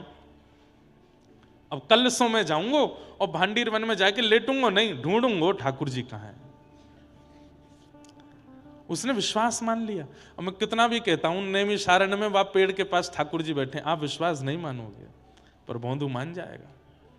मैं कितना भी कहूं, कल मैंने कहा कि नैमिषारण्य का अरण्य ही श्री कृष्ण है, यहां वन ही ठाकुर जी हैं, पर आप नहीं मानोगे, पर भोंदू मान जाएगा। भोंदू ने सोचा गुरुदेव कह रहे हैं कि भांडीर वन में गैया चराने ठाकुर जी जाते हैं, मैं जाऊंगा। अगले दिन भांडीर वन गया, वो रोज ही जाता था भांडीर वन। भांडीर वन पहुंच करके आज गायों को चराने छोड़ दिया। रोज तो वो लेट जाता था वृक्ष के नीचे, सोता था, लेकिन आज सोया नहीं, आज ढूंढ रहा है, ठाकुर जी को ढूंढ रहा है। कहां है श्याम सुंदर, कहां है भगवान, कहां है ठाकुर जी। 1 दिन हो गए, 2 दिन हो गए, 3 दिन हो गए, 4-5 दिन जब निकल गए, ठाकुर जी जब नहीं मिले, 5वें दिन रोने लगा। मैं 10 सालों से आया भांडीर वन, ठाकुर जी नहीं आए। ऐसा तो नहीं है ठाकुर जी ने वन बदल दिया हो, कहीं और चराने लग गए हों गैया। इतने भावुक हृदय से रुदन करने लगा। ठाकुर जी के मन को अब सहन नहीं हुआ, बोले कि ये रोज ढूंढ रहा है मुझे। अरे इस बावड़े को कौन बतावे कि मैं द्वापर में चराता था, अब कलयुग में थोड़ी चराता हूं गैया भांडीर वन में। लेकिन ये इतनी उत्सुकता से ढूंढ रहा है। ठाकुर जी ने मन में विचार किया, बहुत दिन आएंगे मंदिर में बैठे बैठे, आज चलें, आज ने एक भोंदू से मिलके आवे, और इससे मिलने में कोई हानि भी नहीं है, अच्छा ही है।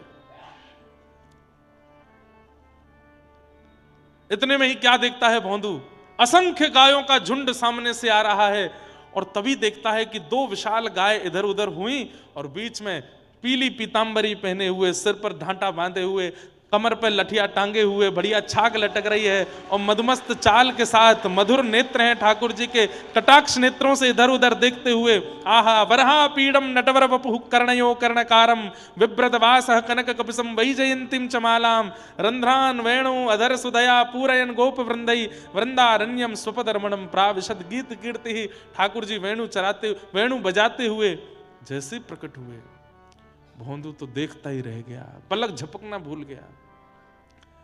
ठाकुर जी आके बिल्कुल सामने ठाड़े है गए, अरे कहा देख रहे हो है? भोंदू बोलना भूल गया, शब्द ही नहीं पता क्या बोलना है। अरे तोते बात कर रहा हूं मैं, कहा देख रहे हो है? भोंदू बोला, आप कितने सुंदर हो, आप कौन हो? बोले मैं तो नंद जी को लाला हूं, मैं यशोदा जी को लाला हूं। आप वही नंद जी के लाला हो जिनकी कथा गुरुदेव सुनाते हैं? बोले हाँ, मैं वही नंद जी को लाला हूं। अब तो भोंदू चरणों में गिर गया, चरण देख देख भैया जी बिलैया दंडोट मत करे, मुझको कहा कर रहा है? अरे आप भगवान हो, हमारे गुरुदेव कहते हैं भगवान मिले तो प्रणाम करना चाहिए, प्रणाम कर रहा हूं। देख मैं भगवान कोई गैया चरायो करे हैं? भगवान कोई गोबरन में डोलो करे? भगवान कोई रज में लोटो करे? मैं भगवान ना हूं, मैं तो ग्वारी आऊं तेरे जैसा, गैया चरावे आया हूं। अच्छा अपनो नाम बता। मेरो नाम भूल गो, मैं कहा नाम है मेरो, मुझे याद ही ना आ रहा मेरो नाम का। अरे कहा बोले सब रे? हाँ मेरो नाम है भोंदू। अब तो जैसे ही सुनी ठाकुर जी ने भोंदू, बोले भोंदू तेरा नाम है? बोला हाँ भोंदू मेरो नाम है। ठाकुर जी तो पेट पकड़ के जोर जोर से हंसे, वहीं बैठ गए, वहीं लेट गए। अरे भैया दोबारा बताइए तेरा नाम क्या है? बोलो मेरो नाम भोंदू है। अब तो ठाकुर जी हंसते हंसते इतने उन्मुक्त हो गए, वहां को पकड़ करके हृदय से लगाया। बोले दोबारा बता तेरा नाम क्या? बोलो मेरा नाम भोंदू है। बोले अच्छा तू भैया बड़ो भोरो है, बड़ो सीध है, मुझसे मित्रता कर ले। मैं आपकी मित्रता के लायक नहीं, मुझे वेद नहीं आते, मुझे शास्त्र नहीं आते, मुझे वेदांत नहीं आता, वो तो मेरे गुरुजी और उनके शिष्यों को आता है। वहां पे हजारों हैं, हमारी गौशाला में हजारों वेदज्ञ ब्राह्मण हैं, वो आपके मित्र बन। मैं तो गैयाओं के पीछे डोलता हूं, दूध निकालता, गोबर उठाता हूं। ना तू ही मेरो मित्र है, और तू मेरो मित्र है आज तो। चल अब हमारी दोनों उनकी मित्रता। बंधु बोलो जी, अरे मित्र बन को ऐसी कोरो मित्र बने को, कछु खवावे को नहीं। अरे मित्र बने तो खवाए हो जाए, ला चल अपनी छाक खोल। छाक मतलब वन में जाकर के जो भोजन बांध के ले गए कपड़ा में, उसको छाक बोलते हैं।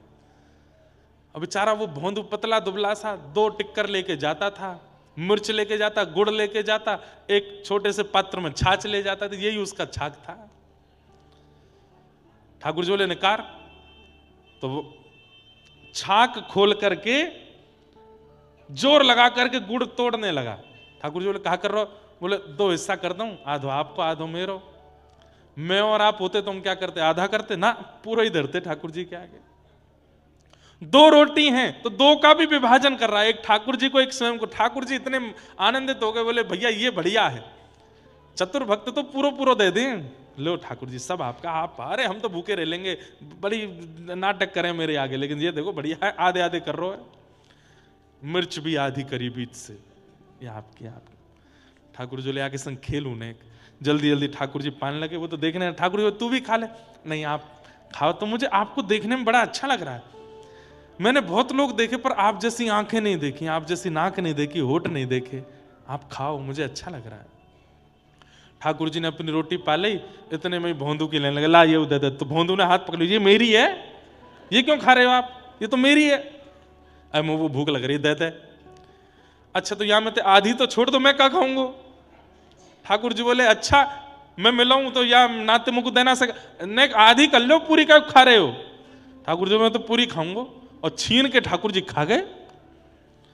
अरे अब तो मैं भूखा रहेगो, कल ते मैं यशोदा मैया बांध के ना भेजे कछु भोजन है, कल ते ज्यादा सुन ले आऊंगा मैं। है हाँ ठीक है। ठाकुर जी चले गए, भोंदू अपने चले। अरे भोंदू को लगा सबको भगवान मिलते ही है, मुझे आज पहली बार मिले, सबको ही मिलते हैं।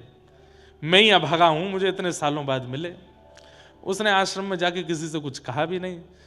अगले दिन जब पुनः जाने की बारी आई तो रसोईया से जाके बोलो, भैया 4 टिक्कर धर दियो, कल भूखो रहेगो मैं, 4 टिक्कर दे दियो। बोले अरे भोंदू, आज तक तो तेने 2 ही टिक्कर पाए, अब 4 काई को चाहिए? बोले अब कहा बताऊं, माहू आवे, कन्हैया आवे। कौन आवे? अरे नंद जी को छोरा कन्हैया आवे, कल मेरे सबरे टिक्करन ने खाएगो, तो आज 4 ले जाऊंगा, 2 वाकू दे दूंगा, 2 मैं खा लूंगा। रसोईया ने ये बात सुनी, तुरंत बोले रुक रुक अभी आऊं। दौड़ करके गए, जीव गोस्वामी पाद के पास जाके बोले भोंदू ऐसे बोल रहा है और आज 4 टिक्कर मांग रहा है। गुरुदेव, भोंदू है वो झूठ नहीं बोलता, मुझे लगता है उसने कुछ अनुभव किया है। गुरुदेव ने आकर के भोंदू से बात करी। भोंदू ने यही बात कही। बोले अच्छा, जो कल तुझे वन में मिले थे उनका रूप कैसा था? बोले गुरुजी, मैंने अपने जीवन काल में बहुत सुंदर लोग देखे पर उन जैसी छवि नहीं देखी। गुरुदेव, वो जब बगल में बैठे ना, उनमें से चंदन की सुगंधी आ रही थी। उनके नेत्र, ये जो कोने का भाग है ना गुरुदेव, ये इतना गहरा था, इतना गहरा था, कान तक स्पर्श हो रहा था। उनके नेत्र अलग ही थे, मैं तो खो गया था। अरे मैं कहा बताऊं, कितनी देर तक पूछते रहे तेरा नाम क्या है, मैं भूल गया था कि मेरा नाम भोंदू है। उनको देख के मैं अपनी सुध भूल गया था। गुरुदेव, आपने तो देखे ही होंगे गुरुजी, मैं ही अभागा हूं, मुझे कल दिखे। जीव गोस्वामी बोले, वेद वेदांतों का पाठ करते करते जीवन निकल गया, घर छोड़ा, परिवार छोड़ा, आज तक ठाकुर जी नहीं दिखे। गोबर थापने वाला, इसको ठाकुर जी दिख गए, लेकिन बोले नहीं। बोले अच्छा मिले ठाकुर जी? हाँ, एक काम करोगे? बोले जी गुरुदेव आज्ञा। उनको लेके आश्रम आना आज। तो भोंदू को ये लगा कि इतने योग्य लोग हैं पूरे आश्रम में, इनको ये कामना देकर के मुझे क्यों दिया? मैं तो इस लायक भी नहीं हूं, मैं तो इस योग्य भी नहीं हूं। तो भोंदू नाचने लगा इस बात से कि गुरुदेव ने मुझे कार्य दिया है। आज वन में गया, ठाकुर जी आए, भोंदू ने 2 टिक्कर ठाकुर जी को दिए, 2 टिक्कर अपने लिए। अच्छा, आज तो ज्यादा लेके आए हो? बोले हाँ, कल मैं भूखा रहेगो आपके मारे, हम ज्यादा लाया हूं। ठाकुर जी जैसे पाने लगे, भोंदू ने चरण पकड़े। बोले आप मेरे सखा हो ना? बोले हाँ। मेरी एक बात मानोगे? बोले बता। बोले आज गुरुदेव ने आपको आश्रम पे बुलाया, आश्रम चलोगे? ठाकुर जी बोले देख, तू जो कहेगो सो करूंगा, पर तेरे मेरे बीच जो होगा सो मुझको स्वीकार है, तीसरो कोई आवेगो मुझको स्वीकार नहीं। मैं कोई से नहीं मिलूंगा और तेरे गुरुजी के पास ना जाऊंगा, आश्रम भी नहीं जाऊंगा, ये सब कछु नहीं करूंगा। तू चाहे मना कर दे, मैं नहीं आऊंगा। तू रोज मिल मुझसे, तेरे संग खेलूंगा, लेकिन गुरुदेव के पास नहीं जाऊंगा। बंधु बोलो देखो ना, पहली बार गुरुदेव ने मुझे कोई जिम्मेवारी दी है और मैं नहीं पूरी करूंगा तो मैं क्या काम होते मना करके आऊंगा उनसे। ऐसे मत करो ना, चल दो। ठाकुर जी बोले मैं नहीं जाऊंगा। थोड़ी देर, प्रेम का स्वभाव है कि थोड़ी देर मनाया जाता है, फिर भी प्रेमी नहीं माने तो फिर क्रोध किया जाता है। बंधु बोलो नहीं चलोगे? बोले नहीं चलूंगा। नहीं जाओगे? बोले नहीं जाऊंगा। बोले देख लो? बोले हाँ देख लियो। नहीं जाओगे पक्का? बोले नहीं जाऊंगा, पक्का पक्का पक्का बिल्कुल नहीं जाऊंगा। ठाकुर जी रोटी पा रहे से तो हाथ में से रोटी छीन ले, बोले ये भी मत खाओ, ये भी गुरु जी के आश्रम की है, और ये लाओ गुड़ भी दो, ये सब दो यहाँ पे। ठाकुर जी कह रहे तो ये तो पांडा है। बोले ना, ये भी नहीं पाओगे। और सुनो? बोले हाँ, कल ते दिख मत जाइयो यहाँ पे मुझे ये भांडीर वन है, मेरे गुरुदेव की गैया यहां चढ़ती हैं, कहीं तुम्हारी गैया मिल गई मोकू कल यहां तो तुम तो जाओगे नहीं, तुम पे तो अधिकार नहीं है मेरो, पर तुम्हारी गैया ने अपने गुरुदेव की गौशाला ले जाऊंगा मैं, कल तो मत दिखियो। ठाकुर जी बोले अच्छा ऐसे करेगा? बोले हाँ ऐसी बात है। और सुनो? बोले कहा मैं जा रहा हूं। कहां जा रहा हो? बोले चढ़ गई मेरी गैया, मैं जा रहा हूं वापस, तुम्हारे पास बैठनो भी ना है मुझे। और सुनो? बोले हाँ, आम पाम 100 साल की कट्टी, कल सखा बने थे दोनों, आज मैंने सखत तोड़ दिया। इतना भोला है भोंदू। ठाकुर जी हंस भी रहे और नेत्रों में आंसू भी आ रहे। ए भोंदू, ए इधर आ, इधर दूर रहो, मत छियो मत मुंह को। देख कैसी मुंह में तो चंदन की सुगंधी आ रही है, मुंह तो दुर्गंध लग रही। राम राम राम, मेरे मुंह से दूर रहो मुझसे मत मिलो। जैसे ही भोंदू जाने लगा, ठाकुर जी ने 3 बार आवाज लगाई, भोंदू सुन तो सही, लेकिन भोंदू नहीं बोलो। देख मैं 3 तक गिनती गिन रहा हूं, अगर तेने पीछे मुड़ के नहीं देखो तो मैं मान जाऊंगा कि तेने मुझसे मित्रता तोड़ दी। ठाकुर जी बोले 1। भोंदू नहीं देखा। ठाकुर जी बोले 2, भोंदू ने नहीं देखा। अब 3 ठाकुर जी नहीं बोल पा रहे कि कहीं मैंने बोल दिया और उसने नहीं देखा तो मित्रता टूट जाएगी, मैं तोड़ना नहीं चाहता। 3 ठाकुर जी नहीं बोल रहे हैं। भोंदू खड़े होकर के बिना पीछे देखे बोला 3 तो बोलो। ठाकुर जी नहीं बोले, दौड़ करके गए, जाकर के भोंदू की कमर से लिपट गए और बोले सुन, चल ले चल अपने गुरुदेव के पास, नहीं तोड़ूंगा तो सौमित्रता, चलूंगा तेरे संग।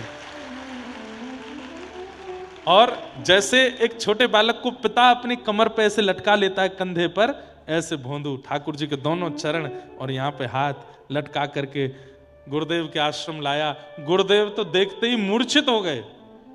होश में जब आए तब त्रिभंग ललित श्याम सुंदर को देख करके बोले, हे नाथ, जीवन निकल गया पर कभी आपके दर्शन नहीं हुए, आज प्रथम बार आपके दर्शन। ठाकुर जी बोले, मैं आपको दर्शन देने नहीं आया हूं, तो आपसे आज्ञा लेने आया हूं। बोले क्या? आपके इस शिष्य को मैं सदा के लिए अपने साथ ले जा रहा हूं। और भोंदू को हाथ पकड़ करके ठाकुर जी अंतर ध्यान हो गए, अपनी लीला में लेकर के उसको चले गए। सोचिए क्या किया जीवन में उसने? कुछ भी नहीं। सरल सहज चित्त, भले ही साधना ना की हो, भले ही भजन ना किया हो, भले ही तप ना किया हो, पर चित्त सरल है तो ठाकुर जी स्वीकार करते हैं। ऐसे भोंदू की मधुर कथा। मेरा गोपाल गिरधारी जमाने से निराला है, मेरा गोपाल गिरधारी जमाने से निराला। अभी आज बंधुओं हमारे इस स्थान को भी 25 वर्ष हो रहे हैं। महंत जी के भी आज विवाह के वर्षगांठ के 25 वर्ष हैं। उस उपलक्ष्य में आज कितनी कन्याएं हैं महाराज जी? 47 कन्या। वो कन्याएं किन्हीं के पिता नहीं हैं, किन्हीं की मां नहीं है, किन्हीं के परिवार में इतना योग्यता नहीं कि वो उन कन्याओं का विवाह कर सकें। उन चुनी हुई 47 कन्याओं के, जिनके परिवार में वास्तव में व्यवस्था नहीं है, उन कन्याओं को आज यहाँ हनुमानगढ़ी जी की ओर से, व्यासपीठ की ओर से महंत जी उनका विवाह संपादित हो सके उतनी धनराशि यहाँ व्यासपीठ से दिला रहे हैं। और अन्य अन्य व्यवस्थाओं के लिए आप लोगों ने सहयोग किया होगा, पर इस व्यवस्था में जितनी भी धनराशि उन माताएं, उन बहनों को दी जा रही हैं, वो सब हमारे महंत जी अपने जेब से ही खर्च कर रहे हैं। ठाकुर जी कृपा करें, ऐसे ही इन पर भाव बना रहे। अब आप सब लोग थोड़ी देर विराज करके उस मधुर भाव का दर्शन करें। और हम तो भैया ये चाहेंगे, अभी मैं बागेश्वर धाम भी गया था, वहाँ पर 300 कन्याओं का विवाह, ऐसे ही कन्याओं का विवाह हुआ। वहाँ पर भी मैं ये बात बोल के आया, यहाँ पर भी मैं यही बात कहूँगा कि ये संख्या कभी बढ़नी नहीं चाहिए। इस संसार में कोई भी बहन, कोई भी परिवार इतना अयोग्य कभी ना रहे कि वो अपनी पुत्री का विवाह ना कर सके। हम यही प्रार्थना करेंगे। हम हनुमान जी से आज यही प्रार्थना करेंगे। आज जिन कन्याओं के विवाह के लिए धनराशि दी जा रही है, हे हनुमान जी ऐसी कृपा करना कि हम कन्यादान दें, पर कभी किसी कन्या के परिवार में ऐसी स्थिति ना आवे कि वो अपना विवाह ना कर सके। ये वहाँ पे जब हमने 2 वर्ष पहले कथा की थी बागेश्वर में, तब 151 कन्याओं का था, पिछले वर्ष 200 कन्याओं का था, इस वर्ष 300 कन्याओं का था। तो मैं वहाँ पे भी बोल के आया, मैंने कहा ये संख्या अब बढ़े ना घटे, ये कन्याएं अयोग्य रहे ना, बल्कि ऐसा रहे कि हमारे हनुमानगढ़ी और यहाँ के संत जन एक उत्साहपूर्ण हो रहे विवाह में अपनी राशि भावना से भेजें, खूब कृपा करके भेजें। ऐसी भावना होनी चाहिए, बल्कि कोई कन्या ऐसी रहे ना। पर आज ये एक शुभ कार्य, एक मंगल कार्य यहाँ से हो रहा है, आप सब लोग उसका दर्शन करो। बोलो श्री हनुमानगढ़ी हनुमान जी महाराज की। बोलो वृंदावन बिहारी लाल की जय।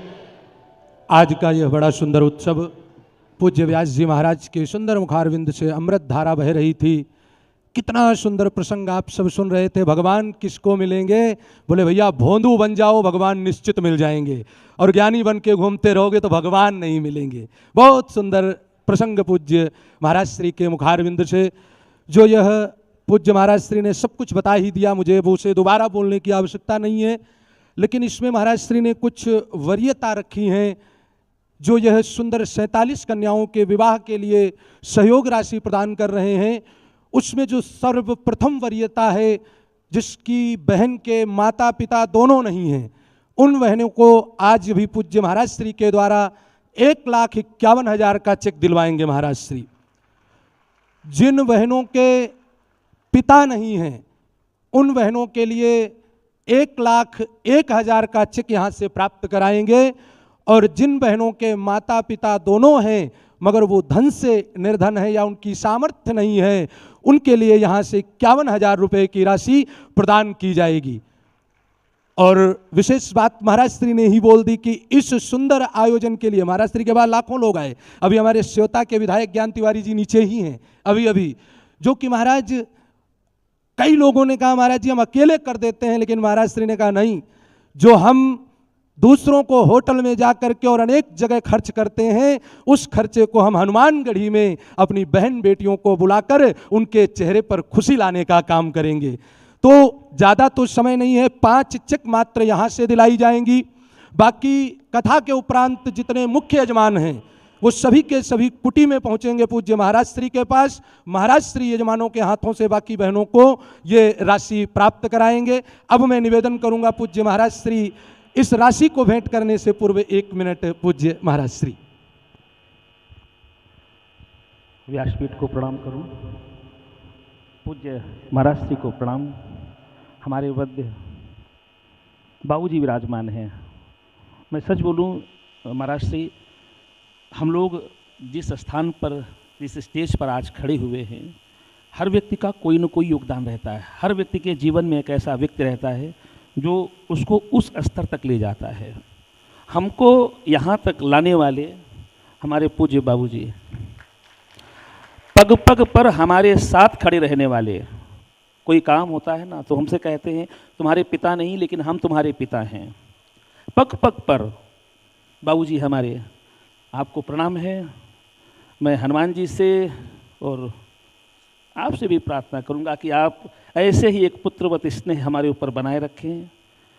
इस शुभ घड़ी में ये भी सौभाग्य है कि द्वारिकाधीश से हमारे पूज्य महाराज श्री पधारे। आपको भी प्रणाम है। हमारे मध्य बहुत दिव्य कृपालु साधक डॉक्टर राजेंद्र मिश्र जी हैं। बहुत अच्छे संत, आप भेष में हैं लेकिन बहुत अच्छे संत हैं। आपको भी प्रणाम है। मैं बार बार महाराज श्री सबसे कहता हूँ कि बच्चों का जन्मदिन हो, आपकी मैरिज एनिवर्सरी हो, होटलों में मत बनाइएगा, उसमें पैसा वेस्टेज मत करिएगा। आप गौशाला जाइए, वृद्धाश्रम जाइए, कहीं जाइए, लेकिन उस पैसे का सदुपयोग करिए। जब मेरी सिल्वर जुबली मतलब 25वीं पड़ी ना, महाराज श्री के पास ही बैठा था सुनाम में। मैंने महाराज श्री को प्रणाम किया। मैंने महाराज श्री से कहा उस दिन कि मेरा मन है कि जो कन्याएं हैं, आपने कहा महाराज जी नहीं संख्या बढ़नी चाहिए, मैं इसके भी पक्षधर हूँ, लेकिन मेरा मन किया, मैंने देखा है, मैंने महाराज श्री अपनी भी गरीबी देखी। ऐसा नहीं है कि मैं आज जहाँ हूँ वहीं था, मैंने अपनी भी गरीबी देखी है ना कि एक समय रोटी बनती थी, एक समय रोटी कैसे बनेगी, मैं उस गरीबी से निकलकर यहाँ तक आया हूँ। मैंने इस गरीबी को जिया है महाराज श्री। लोग गरीबी गरीबी कहते हैं ना, मैंने उस गरीबी को जिया है। और उस गरीबी से निकालने वाली केवल मेरी माँ, केवल मेरी माँ, उनका संघर्ष मैं अपने जीवन में नहीं भूल सकता महाराज श्री। लोग बोलते हैं कि मरने के बाद किसी की भी मृत आत्मा की फ़ोटो अपने बेडरूम में नहीं लगानी चाहिए। महाराज श्री, मैं अपनी माँ की फ़ोटो बेडरूम में, ड्राइंग रूम में, कुटी में, आज हर जगह मेरी माँ की फ़ोटो मैंने अपनी माँ का भी संघर्ष देखा अपने जीवन में। तो मेरा मन किया जब पहली बार मिला। जो बेटियां हैं, एक इसमें बेटी है शायद नैमिषारण्य की है, कोई नहीं महाराज श्री, उसकी 4 बहनें हैं, उसकी कोई नहीं उसका। महाराज जी क्या बोलूँ, आगे बोलना नहीं चाहता, लेकिन बड़ा कष्ट होता है। इसलिए मुझसे कई लोगों ने कहा कि महंत जी जो ये कर रहे हैं इसके लिए मैं कुछ सेवा करूं। मैंने कहा नहीं, हनुमान जी ने इतना सक्षम बनाया है, मैं बेटियों की बहनों की सेवा कर सकता हूं। आपके आशीर्वाद से, पूज्य बाबू जी के आशीर्वाद से मैं चाहूँगा कि आज माता जी भी ऊपर आ जाएंगी, हमारी माता जी, बाबू जी माता जी भी आ जाएंगी। आज मेरी माँ नहीं है लेकिन पूज्य माता जी हमारी, मैं चाहूँगा कि आज ये चेक वितरण जो कर रहा हूँ बाबू जी के हाथ से और माता जी के हाथ से दिलाना चाह रहा हूँ, क्योंकि मातृ देवो भव और पितृ देवो भव। आज जरूरी नहीं, मैं एक चीज़ बार बार बोलता हूँ महाराज श्री, समय की मर्यादा है, थोड़ा टाइम तो ले रहा हूँ महाराज जी, जरूरी नहीं है कि ब्लड का रिश्ता ही आपके साथ हो, कभी कभी दिल के रिश्ते बहुत नज़दीक हो जाते हैं। बाबू जी का जो दिल का रिश्ता है ना, उसका मैं व्याख्यान नहीं कर सकता। आपका ऋणी हूँ जिंदगी भर, जब तक ये सांस है, क्योंकि आपने जितना किया है ना मेरे लिए, मैं उसको भुला नहीं सकता महाराज जी। मैं जरूर चाहूँगा कि दो शब्द आप, दो प्लीज़ बाबू जी।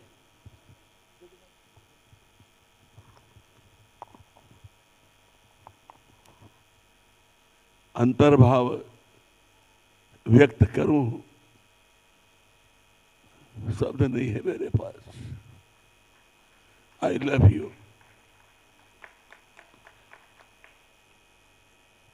सदा हनुमान जी आप पर कृपा बनाए रखें। ऐसे ही अपने लिए जिए तो क्या जिए, आप इसी प्रकार से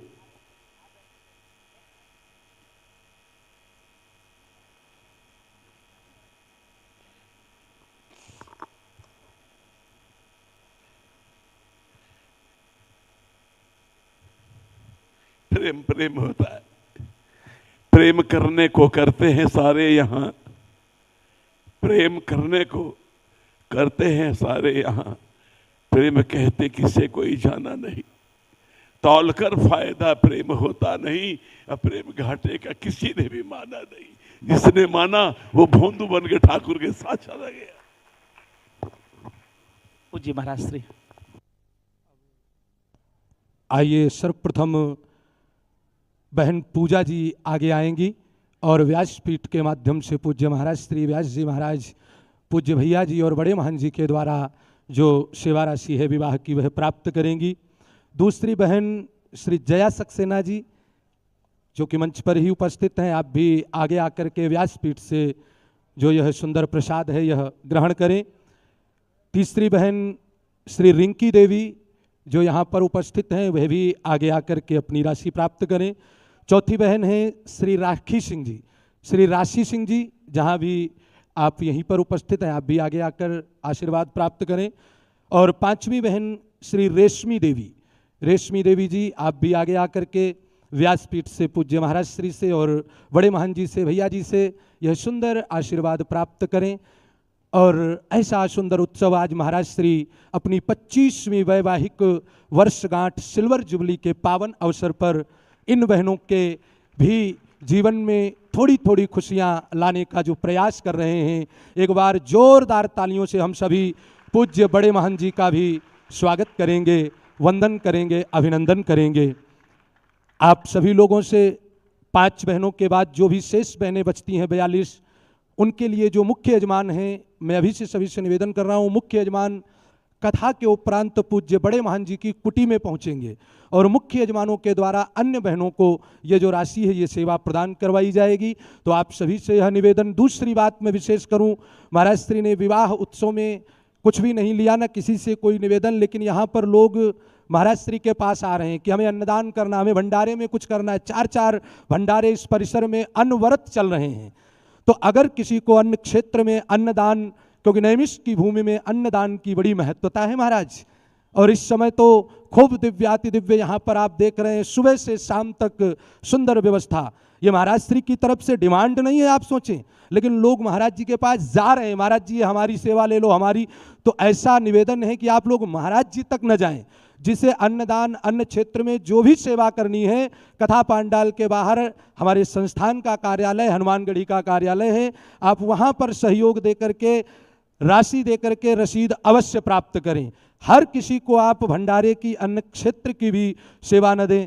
अभी पूज्य महाराज श्री जो कि द्वारिकापुरी से पधारे स्वामी नारायण के महाराज श्री पूज्य व्यास जी महाराज का स्वागत कर रहे हैं, वंदन कर रहे हैं, और आप सभी अपना अपना स्थान ग्रहण करते जाएं। यहाँ से जो भी कार्य संपन्न हो रहा है आशीर्वाद ग्रहण करके, क्योंकि हम सब सीधे पूज्य व्यास जी के श्री चरणों में, पूज्य व्यास जी की वाणी की ओर चलेंगे।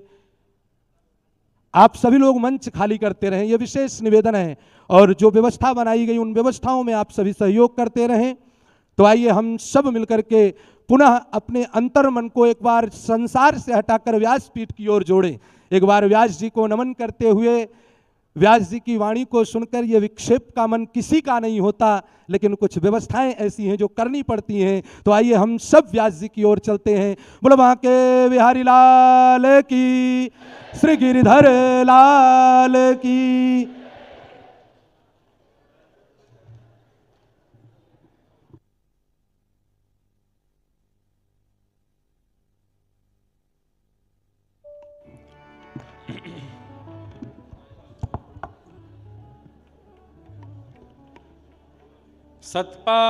सत्पात्रदानाच्च भवेद् धनाढ्यं, धनाढ्य भावेन करोति पुण्यं, पुण्यप्रभावात् त्रिदिवं प्रयाते, पुनर्धनाढ्यं पुनरेव दानी।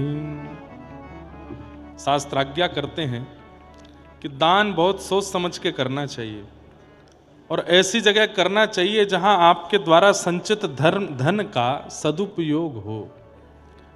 सत्पात्र दानाच्च भवेद् धनाढ्यम, सत्पात्र को दान देने से व्यक्ति धनाढ्य होता है। और धनाढ्य भावेन करोति पुण्यम, सत्पात्र को दान देने से फिर बार बार पुण्य करने की इच्छा चित्त में प्रकट होती रहती है। एक बार पुण्य करने के बाद 10 साल की छुट्टी हो गई, इच्छा ही नहीं हुई, तो इसका मतलब आपने जो एक बार दान किया था वो उचित जगह नहीं किया। बार बार वही दान करने की इच्छा प्रकट होना, ये एक प्रकार का सत्पात्र को दान दिया है इसका प्रमाण है। पुनः पुनः होगी इच्छा। सत्पात्र दानाच्च भवेद् धनाढ्यम, और धनाढ्य भावेन करोति पुण्यम, पुण्य प्रभावा त्रिदिवम प्रयाते। पुण्य के प्रभाव से क्या होता है? बोले त्रिदिवम, भू भुवस्व, यानी कि स्वर्ग लोक की प्राप्ति। और जब पुनर्जन्म होता है तो फिर क्या होता है? बोले पुनर्धनाढ्यम पुनरेव दानी, एक धनाढ्य कुल में ही जन्म होता है, और दान युक्त ही आप, दान के स्वभाव से ही आप जन्म लेते हो। तो आज असहाय कुछ परिवार की लालियों का यहाँ पर महाराज जी ने अपने मंगल दिवस पर उनका दिवस भी मंगल हो, ऐसी कामना की। और ये चर्चा सुनाम की कथा में महाराज जी से हुई थी। महाराज जी बोले हम महाराज जी विवाह का क्रम पूरा रख सकते हैं, पर बहुत विस्तार कर देंगे तो कथा रस नहीं मिलेगा, इसलिए हम क्या करेंगे। मैंने कि क्या महाराज जी? बोले हम उनको राशि दे देंगे, अब वो अपना जैसे चाहे अपने अनुकूलता से विवाह करें, भले ही उसमें से कुछ धनराशि लगा के कुछ बचाना भी चाहें तो वो उनकी इच्छा है। अब हम पूरी व्यवस्था करके और पूरा विवाह संपादित करावें, बोले उससे फिर कथा रस भी है और भी सबके भाव हैं। बोले हम बस राशि दे देंगे, अपने मन से वो जैसे चाहें अपना विवाह संपादित करें। हमने कहा बहुत अच्छा है महाराज जी, अच्छी बात है। हमारे मन में भाव ऐसा है कि हनुमान जी कृपा ऐसी कर दें कि कोई परिवार ऐसा रहे ही ना, सब अनुकूल हो जाएं, सब योग्य हो जाएं, सब बालिकाएं, सब कन्याएं, उनको हनुमान जी महाराज इतनी कृपा कर दें कि उनके जीवन में कभी ऐसा भाव आवे ही ना, वो सदा प्रसन्न रहें। नाथ तू अनाथ को, कोई अनाथ है ही नहीं संसार में, सबके नाथ ठाकुर जी हैं। पर फिर भी ये संसार चक्र है भैया, ये तो चलता रहता है और इस संसार में सब प्रकार की क्रियाएं होती, लेकिन प्रार्थना हमको यही करनी चाहिए, हनुमान जी सबको इतना मंगल करो। तेरा मंगल मेरा मंगल सबका मंगल हो रे, हम सबका मंगल हो, ऐसी भावना रखते हैं। पूज्य महाराज जी को उनके पावन मधुर दिवस की बहुत बहुत शुभकामनाएं। वो ऐसे ही आनंद करते रहें। और 25 वर्ष पर कथा हम कर रहे हैं, 50 पे भी हम करेंगे। और हैं, हाँ, नंदू जी महाराज करें, मैं भी आऊंगा।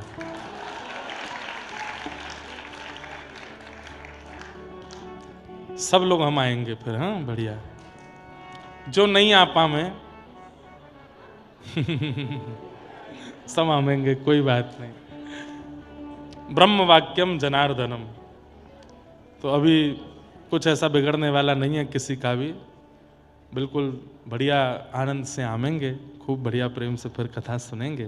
तो कथाक्रम को थोड़ा सा और कह के फिर विश्राम करेंगे। वैद्यम वास्तवमत्र वस्तु शिवदम। ठाकुर जी से संबंध कराने की जो इच्छा प्रकट होती है वो भागवत जी यही प्रदान करती हैं। कथा से संबंध, ठाकुर जी के प्रति संबंध प्रतिपादित होता है। ठाकुर जी कोई अपने लगने लगते हैं।